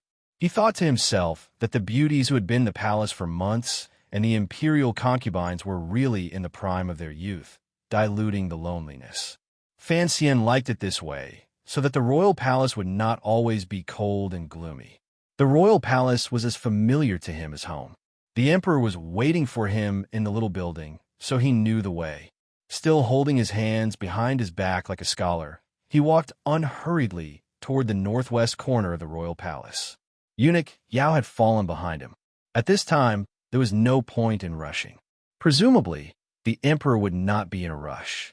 Coincidentally, the palace was large, and the air was cold. There was snow on the winter trees, lakes, and fake mountains. It was much more beautiful than the winter scenery in the palace. Fan Xian could take a few more glances. However, as he walked steadily step by step, Eunuch Yao's gaze, which fell behind him, had an additional meaning. Eunuch Yao sensed that Sir Fan Jr. in front of him was adjusting his breathing. He was using the correspondence between his body and the surrounding environment to allow his realm to rise to a sensitive and abundant level. Eunuch Yao lowered his head even more. He knew why Sir Fan Jr. was slowly walking step by step and adjusting his breathing. Walking past the winter tree garden, around the side of the fake mountains, and onto the wooden stack on the cold lake, he was just about to cross the lake and past the snow pavilion where he had once talked long with the emperor during a snowstorm. Fan Xian suddenly stopped his steps and narrowed his eyes slightly. There were people under the snow pavilion. A few eunuchs and serving girls were accompanying a noble-looking woman to admire the snow. Perhaps there was a warm stove in the pavilion, but the noble-looking woman was still wearing an expensive and warm mink coat. After a moment of surprise, Fan Xian smiled and continued to walk toward the pavilion. He had not thought that he would run into a concubine in the palace on such cold weather. Entering the palace today, he would not go see Yi Guipin. He would also not go see Lady Ning and Lady Shu in the cold palace. He had even purposely avoided them. That was why he had chosen this plank path above the lake. Unexpectedly, he had still run into one. Naturally, he would not go and hide. Eunuch Yao followed behind him and did not dare to make a sound for him to choose another path. The two of them entered the pavilion. The people in the pavilion were shocked. It was clear that they had not thought that outsiders would enter the palace at this time. A sharp-eyed serving girl saw Eunuch Yao with his head lowered behind Fan Xian. She quickly half-crouched in greeting and quietly guessed the identity of the young scholar in front of her. Fan Xian stood in the pavilion and also felt surprised. He thought to himself, "It has only been a few months. How come the serving girls in the palace have changed so much that they don't even recognize me anymore?" As he thought this, his gaze unconsciously landed on the concubine sitting in the middle and refused to leave for a long time. This concubine was about 15 or 16 years old. Her appearance was still young and beautiful. Today, she wore hairpins and rings, proper makeup, and luxurious clothing. It forcibly brought out a sense of nobility and pride. There was a sense of unsuppressible pride in the concubine's eyes. Looking at Eunuch Yao, she asked, "Has the emperor eaten lunch?" Eunuch Yao did not reply. He only smiled. He thought to himself that it was not a good choice to act like a favored one at this time. The people in the pavilion immediately felt it was strange. Particularly after noticing the young scholar's gaze, they felt incomparably angry. They wondered where such a bastard had come from. Fan Xian stared in a daze at the concubine's slightly bulging belly. Although she was wearing a thick fur coat, he could still see it clearly. He immediately knew that the noble sitting in the pavilion in front of him admiring the snow was the favored concubine Mei. It was this woman who was pregnant with the emperor's dragon seed. There was a deathly silence in the pavilion. Fan Xian looked calmly at concubine Mei's belly for a long time. The expression in his eyes was very complicated. To stare at the emperor's woman so nakedly, particularly at this position, was truly rude. Where did this bastard come from? Were those thieving eyes looking? A young serving girl stared at Fan Xian and reprimanded him in a sharp voice. Looking at her appearance, she was about to immediately go forward and slap Fan Xian. This serving girl was a servant girl concubine Mei had brought in from outside the palace. These days, the master followed the son's status, and the servant followed the master's status. She was very arrogant and proud in the palace. Even the concubine in Shufang Palace greeted her warmly. She had cultivated an arrogance for a lifetime. She had never seen a man like Fan Xian in the palace. Fan Xian's eyes narrowed slightly. He looked at the serving girl walking toward him with a face full of anger and did not move. Eunuch Yao's heart froze. He had been at the emperor's side these days and had not paid much attention to matters in the back palace. He had not thought that the servants at concubine Mei's side would be so domineering and blind. With a crisp slap, Eunuch Yao floated forward and viciously slapped the serving girl to the ground. He then quickly retreated behind Fan Xian and said in a low and humble voice, "Sir Fan Jr., the emperor is still waiting for you." Fan Xian smiled and glanced at him. "What are you so nervous for? Are you afraid I'll kill her?" Eunuch Yao smiled foolishly and didn't say anything. He thought to himself, "You're adjusting your breathing step by step. The killing intent in your body has long reached a peak and is sealed in your body without a sliver leaking out. If you actually touched a trigger, the casual anger of superior 9th level ace is not something anyone can withstand." The serving girl was knocked unconscious to the ground. A trickle of blood seeped out of the corner of her mouth. The air in the pavilion seemed to freeze. Concubine Mei stared dumbfounded at this scene. She was so angry that she was confused. She could not understand why Eunuch Yao, the head eunuch of the internal court, would do this. Who was this young man? He dared not kowtow to her and stare at her so rudely.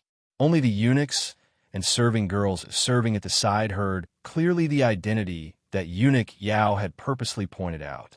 They finally knew that this young scholar who had entered the palace alone was the Sir Fan Jr. that the elders in the palace never forgot to warn and warn about. They immediately lowered their heads nervously, not daring to look directly at him. Fan Xian calmly looked at concubine Mei's angry face. He paused for a moment and then said, "It's cold outside. Go back to the palace and play mahjong. If you get sick from the cold here, it won't be good for the child in your stomach. Don't think that the emperor will think you're a bit prettier when he sees you in the pavilion. Don't expect him to dote on you. Life in this palace is actually very simple. You just have to be a bit more obedient." His gaze landed on concubine Mei's stomach again. He couldn't help but smile bitterly and shake his head. It had only been a short time, yet it was already showing. It looked like the emperor was indeed powerful in all areas. However, he didn't know if the child in her stomach would be another brother or sister. "I hope you can give me a sister. I don't have one yet." Fan Xian gave concubine Mei his sincere blessings. He then walked around the people under the pavilion and onto the wooden stack on the other side of the lake, heading toward the northwest corner of the royal palace. Concubine Mei forced herself not to cry with unusual difficulty. Emotions of anger and helplessness piled up in her heart. She unconsciously turned her head to glance at Fan Xian's back and couldn't help but shiver. In the end, she was just a girl of 15 or 16. After hearing the other person's identity from his last words, she involuntarily felt a bit afraid. Ever since she had become pregnant with the emperor's dragon seed, She was proud on one hand and afraid on the other. She knew what the child in her stomach meant to the person in Shufeng Palace, to this foreign official surnamed Fan. She didn't think Fan Xian's last words were any kind of blessing. She only heard them as a warning. She didn't think that Fan Xian truly hoped she could give birth to a princess. After all, if she gave birth to a prince, she would probably sink into the dark strife for the rest of her life and never be able to rise again. Concubine May looked with slight fear at the figure disappearing into the snow. The fear in her eyes gradually became unwillingness and hatred. The Qing Emperor was not in the little building. He was in front of the large abandoned palace in the northwest corner of the royal palace, watching the little building. There were few palace buildings here, and the winter garden was quiet. There were also fake mountains, but they had long been broken down. It was as if they hadn't been repaired for many years. Compared to the cold palace on the other side, it was even colder. In front of a patch of overgrown grass, eunuch Yao quietly retreated. Alone, Fan Xian looked at the bright yellow figure between the little building and the long grass. Quietly, he walked over and stayed slightly behind. Just like when they were by the seaside in Danzhou, he accompanied him and watched the little building silently. This pair of ruler and official, father and son, were not silent for long. With his hands behind his back, the emperor calmly watched the little building. His thin lips moved slightly as he lightly asked, "Did you see Concubine May earlier?" "Yes." Fan Xian's hands were also behind his back. Hearing the emperor's question, he calmly replied, "Do you think the child in her stomach is a boy or a girl?" The emperor asked. At this moment, the atmosphere was very strange. The father and son had been in a cold war for several months, and countless people had died because of the Cold War between the two of them. Yet, when they met today, there was no anger or reprimand that outsiders would expect. They were just casually chatting. "It should be a princess." "Oh, I always knew you were well-learned, but I didn't know you were so wishy-washy." The corners of the emperor's lips twitched slightly as he spoke mockingly. "It can't be said that I am well-learned, but I do have some understanding of medicine. Most importantly, the child in Concubine May's stomach can only be a princess," Fan Xian replied respectfully. The emperor's brows gradually furrowed. Coldly, he said, "In your opinion, I cannot raise someone more successful than the third prince." "No," Fan Xian replied straightforwardly. "Concubine May is not as good as Igui Pin." The emperor was silent for a moment. He then said, "These words are reasonable. However, the royal bloodline is thin. It is always good to have one more prince. If your majesty shows pity, it would be good for the Qing kingdom to have more princes in the future." Fan Xian didn't explicitly say what pity meant. Instead, he lowered his eyelids and straightforwardly said, "Otherwise, if there is another Chengxian or Chengza, it would be meaningless." After these words were said, the emperor's expression quickly darkened. Fan Xian had mentioned the crown prince and the second prince. Although he had single-handedly manipulated the tragic end of these two princes, it had to be said that the emperor's initial training of his sons had completely taken an overly cold-blooded and wrong path. Concerning this, it would be a lie if the gradually aging emperor did not feel a glimmer of emotion in his heart. Fan Xian stood behind the emperor's bleak figure and calmly paid attention to each of the emperor's minute changes. He discovered the hidden pain in the emperor's heart and couldn't help but sigh in his heart. No one in this world was a true god. Even someone as powerful as the emperor had gradually walked the path of a normal old man after stepping down from the throne. The Qing emperor's changes these years have been seen by Fan Xian. It was because he knew of this that he had the courage to come to the palace and say these words to the emperor. These words were like knives cutting into the emperor's heart. In the end, the emperor was not his own way. In just a moment, the emperor's face once again became the eternal and unchanging precipice of Dong Mountain. It was as warm as jade on the outside, but in reality, it was craggy and sharp, disdaining the storm. "His own way is dead?" The emperor slowly opened his mouth and asked. "Yes, your majesty. You thought hard in your manner for 7 days and 7 nights. I was wondering what trick you could think of that would move me.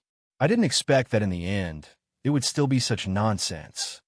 The emperor shook his head and said mockingly, "You have truly disappointed me." Fan Xian smiled shamefully and replied, "Your Majesty is like Dong Mountain, unaffected by thousands of years of wind and rain. In the end, I am only a commoner. No matter how much I think, I cannot think of a trick to create something out of nothing. A person's imagination is, in the end, limited. Things that do not exist in this world cannot be thought of no matter how much one thinks." These words were spoken with sincerity. They truly came from the bottom of Fan Xian's heart.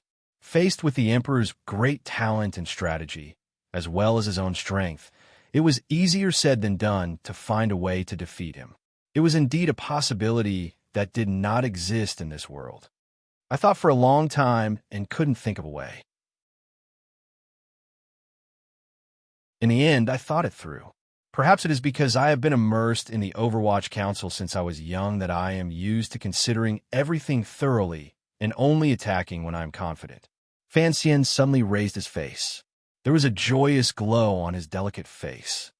However, this time is different. I will never be able to find a confident method. Since I will never be able to think of a good method, then why not use the simplest method? It was the simplest method. 6 simple words, but they contained a deep meaning. What was the simplest method in the world? Naturally, it was to be like a wild beast, using teeth to bite, claws to tear, and carrying out the most primitive and bloody hand-to-hand combat. Fan Xian said these words. This was a breakthrough that came from the bottom of his heart after a defeat. It was a raw and spicy viciousness. It was a kind of reckless energy that he had never displayed before. It was displayed to the fullest. The emperor suddenly calmed down and turned to look at his son calmly. It was as if he was trying to find something different in this familiar face. A moment later, the emperor laughed loudly. There was actually a bit of admiration in his laughter. However, the laughter stopped for a moment. The emperor's voice was particularly cold. To kill an official in front of everyone and disregard the laws of the Qin kingdom, this is the work of the uncivilized, not a hero.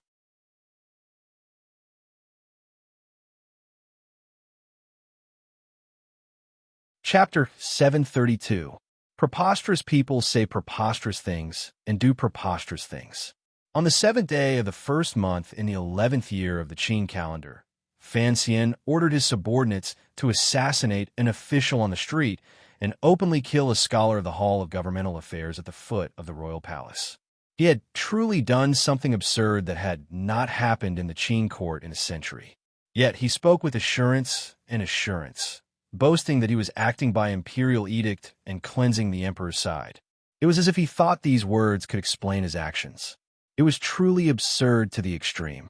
Even though it was so absurd, unexpectedly, the glimmer of a mocking smile rose to the corners of the emperor's lips. He did not get angry. "When did I give you an edict?" "Understanding the emperor's heart is what I and my subordinates should do," Fan Xian replied calmly. Taking advantage of the fact that the defenses in Jingdo had just passed and the palace underestimated his influence and ability to summon old subordinates of the Overwatch Council, he was able to advance like a hurricane and kill all of the core members of the He faction in Jingdo. The main reason he was able to achieve this strategic goal was that Fan Xian's actions had been too sudden. It could even be said to be abrupt. It was so sudden that no one, whether it was in the palace or the court, could have predicted it. That was what Fan Xian was thinking. He had to think of a way out after he failed. He had to be the first to kill all of the officials who were staring at him like hunting dogs and refusing to let go. If he killed them thoroughly enough, if they actually failed in the future, perhaps the lives of the officials and subordinates he wanted to protect would be much better.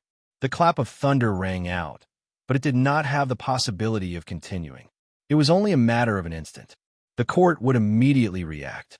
Once the Qin kingdom's powerful national machinery operated at full power and the valiant military power entered Jingdo, Fan Xian's faction's power could only be easily destroyed, particularly in Jingdo.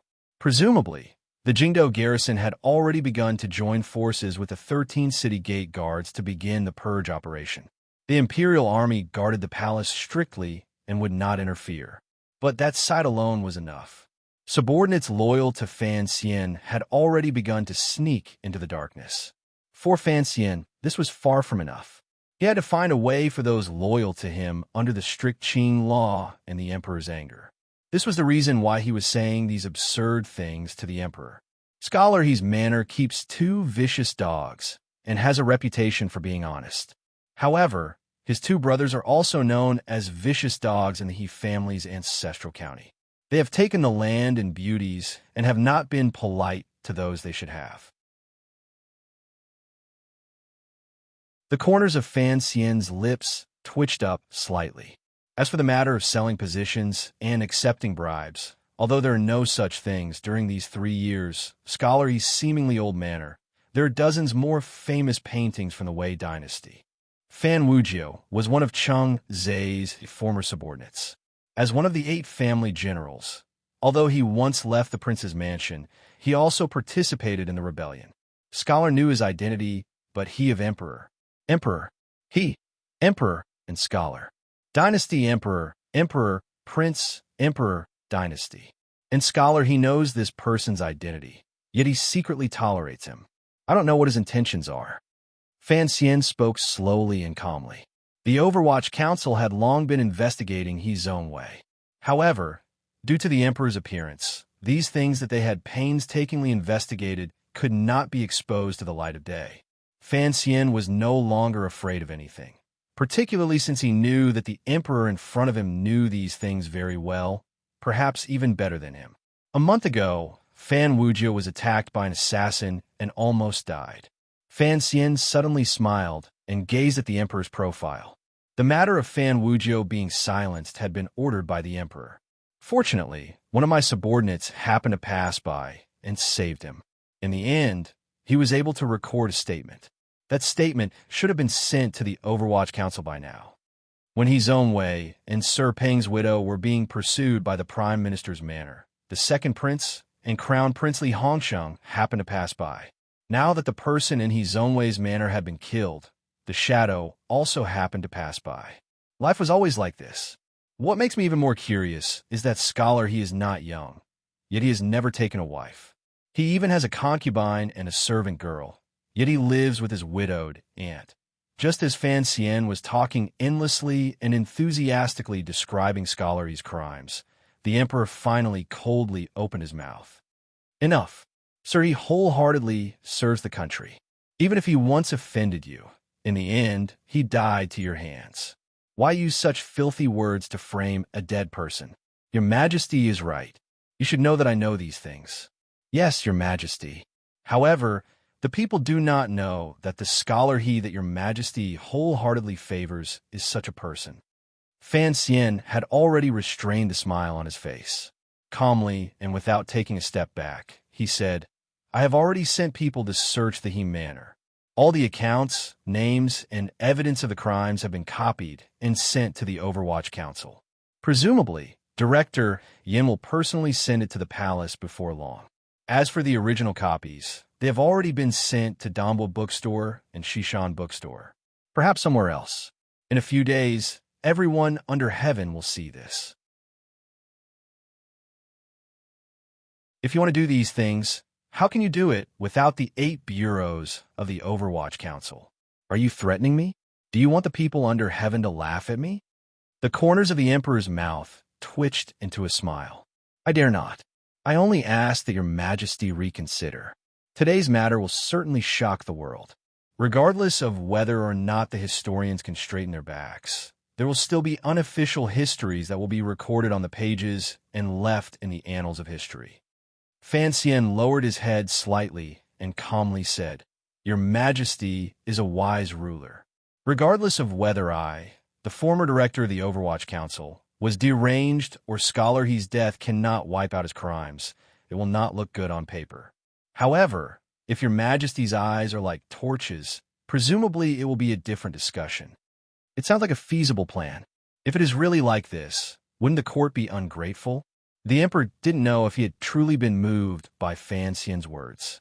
He looked coldly and mockingly at his son. However, all officials are, in the end, Your Majesty's servants. If a servant dies, then he dies. If he can fulfill your majesty's grace after death, it can be considered as glory. Fan Xian's words were harsh. No one knew if he was mocking himself, the officials in court, the already dead scholar or the cold ruler in front of him who never forgot the word warm and benevolent.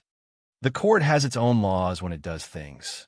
Even if his own way is guilty and deserves to be arrested, he should be imprisoned by a department, interrogated properly, and punished openly. How can he be crudely killed? The emperor said coldly. Perhaps he didn't hear the mockery in Fan Xian's words. The officials who acted out of righteous indignation are guilty. However, in the end, they are acting against the will of heaven. Their crimes can be pardoned. As for me, a deranged thug, naturally, I cannot be pardoned. Fan Xian smiled bitterly. Using my life in exchange for the peace of the world's discussion, presumably no one will feel that his own way has suffered a loss. The emperor listened to these seemingly warm but actually cold words. His expression did not change. He said, however, in the end, I still feel guilty towards scholarly. The dead are already dead. Fan Xian spat out these four words neither lightly nor heavily. Unexpectedly, a disappointed and gloomy expression suddenly rose to the emperor's face. He looked at him calmly. A moment later, he said, if the dead are truly dead, why would you enter the palace today? Fan Xian was silent. There was no longer any need to discuss this topic between him and the emperor. The last time he entered the palace, the difference in how his father and the emperor addressed each other had already drawn out this divergence. Now, Fan Xian's decisiveness in entering the palace made his intentions for coming even clearer. However, Fan Xian still had to speak clearly about the storm in Jingdao, how the court would determine today's killing, even if it was just a slight change in the direction of the wind, would bring a completely different blow to the subordinates loyal to him. The emperor's words were as heavy as the heavens. Shishan Bookstore and Dambo Bookstore had long made preparations to publish them to the world. However, Fan Xian did not want to use a mere name to threaten the emperor. This was an impossible matter. He understood too well the emperor's harsh and merciless nature. Everything was for the benefit of the people. Since his own way was already dead, no matter how much he had received the emperor's favor and appreciation when he was alive, once he became an ice-cold corpse, he was nothing more than a useless servant. The Qing emperor viewed ordinary officials like servants. This was a chilling truth that reached one's heart. How to make sure Scholar He's death did not shake the foundation of the Qing court was the most important thing the emperor considered. Fan Xian was trying to use the strategy he had prepared to persuade the emperor to accept it. As for the crime of poisoning an official, he could not escape. He did not want to escape. His iron-blooded actions had already touched the bottom line of a feudal dynasty. Regardless of whether he stood in the emperor's position or the position of the scholars and officialdom, there was no place for Fan Xian in the vast Qing kingdom. Even more miraculously, the emperor and the royal family always paid attention to a warm and benevolent bearing. Even if a ruler who saw tens of thousands of people as ants did not care at all about the death of an official and secretly had harsh thoughts, no matter how close an official was, when they made a suggestion, they would carefully pull out the banner of righteousness to hide it. They would not be like Fan Xian, who spoke so openly and so lowly. Yet, Fan Xian had done it and said it. The emperor did not think much of it, and just listened to it casually. In this world, probably only the father and son of the royal family would have such a naked, bloody, and shameless conversation. If someone beside the two of them heard the contents of their conversation, other than being shocked by the content itself, they would certainly notice another serious problem. In the Winter Palace, ever since they had spoken, Fan Xian had not been polite, bowed, knelt, or referred to himself as an official. He only referred to himself as I. He responded indifferently and spoke from the bottom of his heart. The emperor allowed Fan Xian's impudence because there was a faint coldness in the depths of his eyes. He only waved his hand with some disgust. Perhaps other people could not understand the meaning behind each of the emperor's actions, but Fan Xian was different. He quickly straightened his body. His expression recovered its calmness, and his spirits rose slightly. He knew that there would be some deviation in the judgment of today's matter. Although the crime was only slightly off, there was a great difference in the degree of the court openly arresting him and secretly attacking him. A gust of cold wind blew past. The snow on the long grass behind the two of them was picked up and landed on their bodies, adding a sense of coldness and harshness. If the dead Izongwei knew that the emperor he had been loyal to, and Fan Xian, who had killed him, had only used a conversation to make it impossible for him to die a clean death, the grievance in his heart would probably grow even stronger. However, this was a feudal dynasty.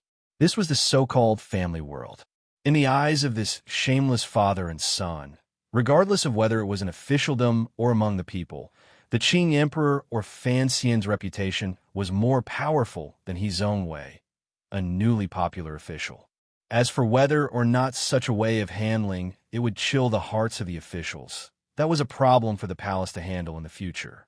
The snow continued to fall slowly and coldly. The emperor slowly turned around and looked silently at Fan Xian, who was about the same height as him. He didn't speak for a long time. Usually, when Fan Xian was in front of the emperor, he couldn't help but bend his body slightly or lower his head. Now, Fan Xian stood with his back straight. Only then did the emperor realize that his son had long been the same height as him. An intimidating coldness and pressure emanated from the man in the bright yellow dragon robe, soldering Fan Xian to the snow and grass. This aura was not purposely emanated. Instead, it moved according to the change in his state of mind and emotions. An incomparably powerful substance borrowed the power to reveal itself. It wanted to affect the surrounding environment. Fan Xian's expression did not change. Calmly and seriously, he breathed in the air amidst the snow. The father and son had talked for a long time. They both knew that this moment would eventually come. Now that Izongwei's matter had been resolved, it was time for the matter between the two of them. I am very curious. You have entered the palace alone to face me. What exactly do you have to serve me? The emperor's expression was calm. Very naturally, it was tilted slightly and filled with mockery and disdain. I have nothing to rely on at all. Fan Xian slowly closed his eyes. After a moment of silence, he took a deep breath and bravely opened his eyes. Looking straight at the unfathomable ruler in front of him, he said in a quiet, almost numb voice, I just want to have a fair battle with your majesty. A fair battle? A fair battle? After a slight pause, the emperor found it difficult to suppress his laughter. The laughter was deep and profound, filled with absurdity. It echoed through the royal palace in the depths of winter, waking up countless little creatures hibernating in the frozen earth. The emperor's eyes narrowed slightly. A strange smile flashed through the corners of his clear eyes. In a slightly raspy voice, he said, What right do you have for me to ask for fairness? Yes, in front of the emperor. What right did Fan Xian have to ask for fairness? His sister was still in the palace, and his family was still in the capital. Although his subordinates had been impudent today, in the emperor's eyes, they were still a group of ants that could not cause any waves. It was precisely because the emperor was confident and powerful that he did not care about the turmoil in Jingdou. As long as he wanted to, he could easily move an army. Using the power of the world in his hands, he could suppress Fan Xian firmly and make him unable to move at all. The words of fair battle were arrogant, valiant, and childish. The imperial royal palace was not the wild Jianghu. If you wanted to fight, and the emperor disdained to fight you, what could you do? Fan Xian's expression did not change. Calmly and unswervingly, he returned the emperor's gaze and said each word clearly. Qualifications lie in strength. I think I still have the strength to happily seek death. As these words left his mouth, the emperor's eyes narrowed slightly. His deep gaze naturally swept past Fan Xian's shoulder and looked toward the continuous cluster of palaces in the southeast. The palace, which should have been bustling, was incomparably quiet in the snow. There were no sudden noises or strange movements. However, the emperor's heart jumped slightly. He knew that something had gone wrong. Fan Xian had entered the palace alone to seek a quick revenge with blood spilled on the ground. He had long prepared a path of retreat and a bargaining chip to demonstrate his qualifications. If the world was a game of chess, the chessboard placed between the father and son was 7 roads of territory, 3 powers, and countless provinces. The chess pieces were billions of people, endless wealth, and the hearts of the people. Fan Xian's actions, other than valiant, were to take back this chessboard from the world and turn it into the cold soil of the royal palace where his feet stood. He wanted to remove the chess pieces from the chessboard, leaving only himself and the Qing emperor. This was his ruthlessness and decisiveness. Ruthlessness toward himself and decisiveness toward the emperor. In order to make the emperor abandon the chessboard of the world and ensure the safety of the chess pieces, Fan Xian had to have enough bargaining chips to convince him. This included He Zhongwei's death. If Fan Xian did not bring out sufficient proof, then he did not have the right to say these words. The first bargaining chip Fan Xian tossed out was a fire. It was a fire in winter. This fire was burning in a quiet but heavily guarded room somewhere in the royal palace. A dozen internal court aces, who never cared about worldly affairs and were only responsible for guarding the things in the room, watched with confusion as the flames gradually spat out from the window. They knew it was over for them. Not long after, the fire in the room was extinguished. However, the files and books inside had already been completely burned, leaving not a single trace behind. The emperor's gaze gazed at the hall in the southeast corner. After a while, black smoke rose. The black smoke dispersed into the snowflakes and disappeared without a trace. His gaze finally gradually became cold and serious. Not many people in the palace know where the palace treasury's records of the technological process are stored. The emperor's gaze did not fall on Fan Xian's face. He only coldly said, "For you to be able to find it and burn it with a fire, it truly surprises me." Fan Xian stood to the side and said, "There are only 2 copies of the palace treasury's technological process. One is in Northmin, and the other is in the palace. Since I can burn the one in the palace, I can also burn the one in Northmin regardless of whether Su Wenmao is dead or not. I trust that your majesty understands that I have the power to do all of this in Jiangnan and the palace treasury." Finishing these words, Fan Xian looked at the emperor's expressionless face and sighed in his heart. The palace treasury was the foundation of the Qing kingdom. Suddenly hearing that the foundation had been damaged, the emperor remained as calm as usual. Such a realm of bearing was truly extraordinary. How could he, a mortal, resist it? You're tuning in to the Romance Rendezvous YouTube channel. We're so grateful for your support, and don't forget to subscribe to join us on this incredible journey through captivating stories. Your generosity through donations truly makes a world of difference, as it's the primary source of revenue that allows me to expand and enhance this channel for you. Thank you from the bottom of my heart for being a part of this adventure.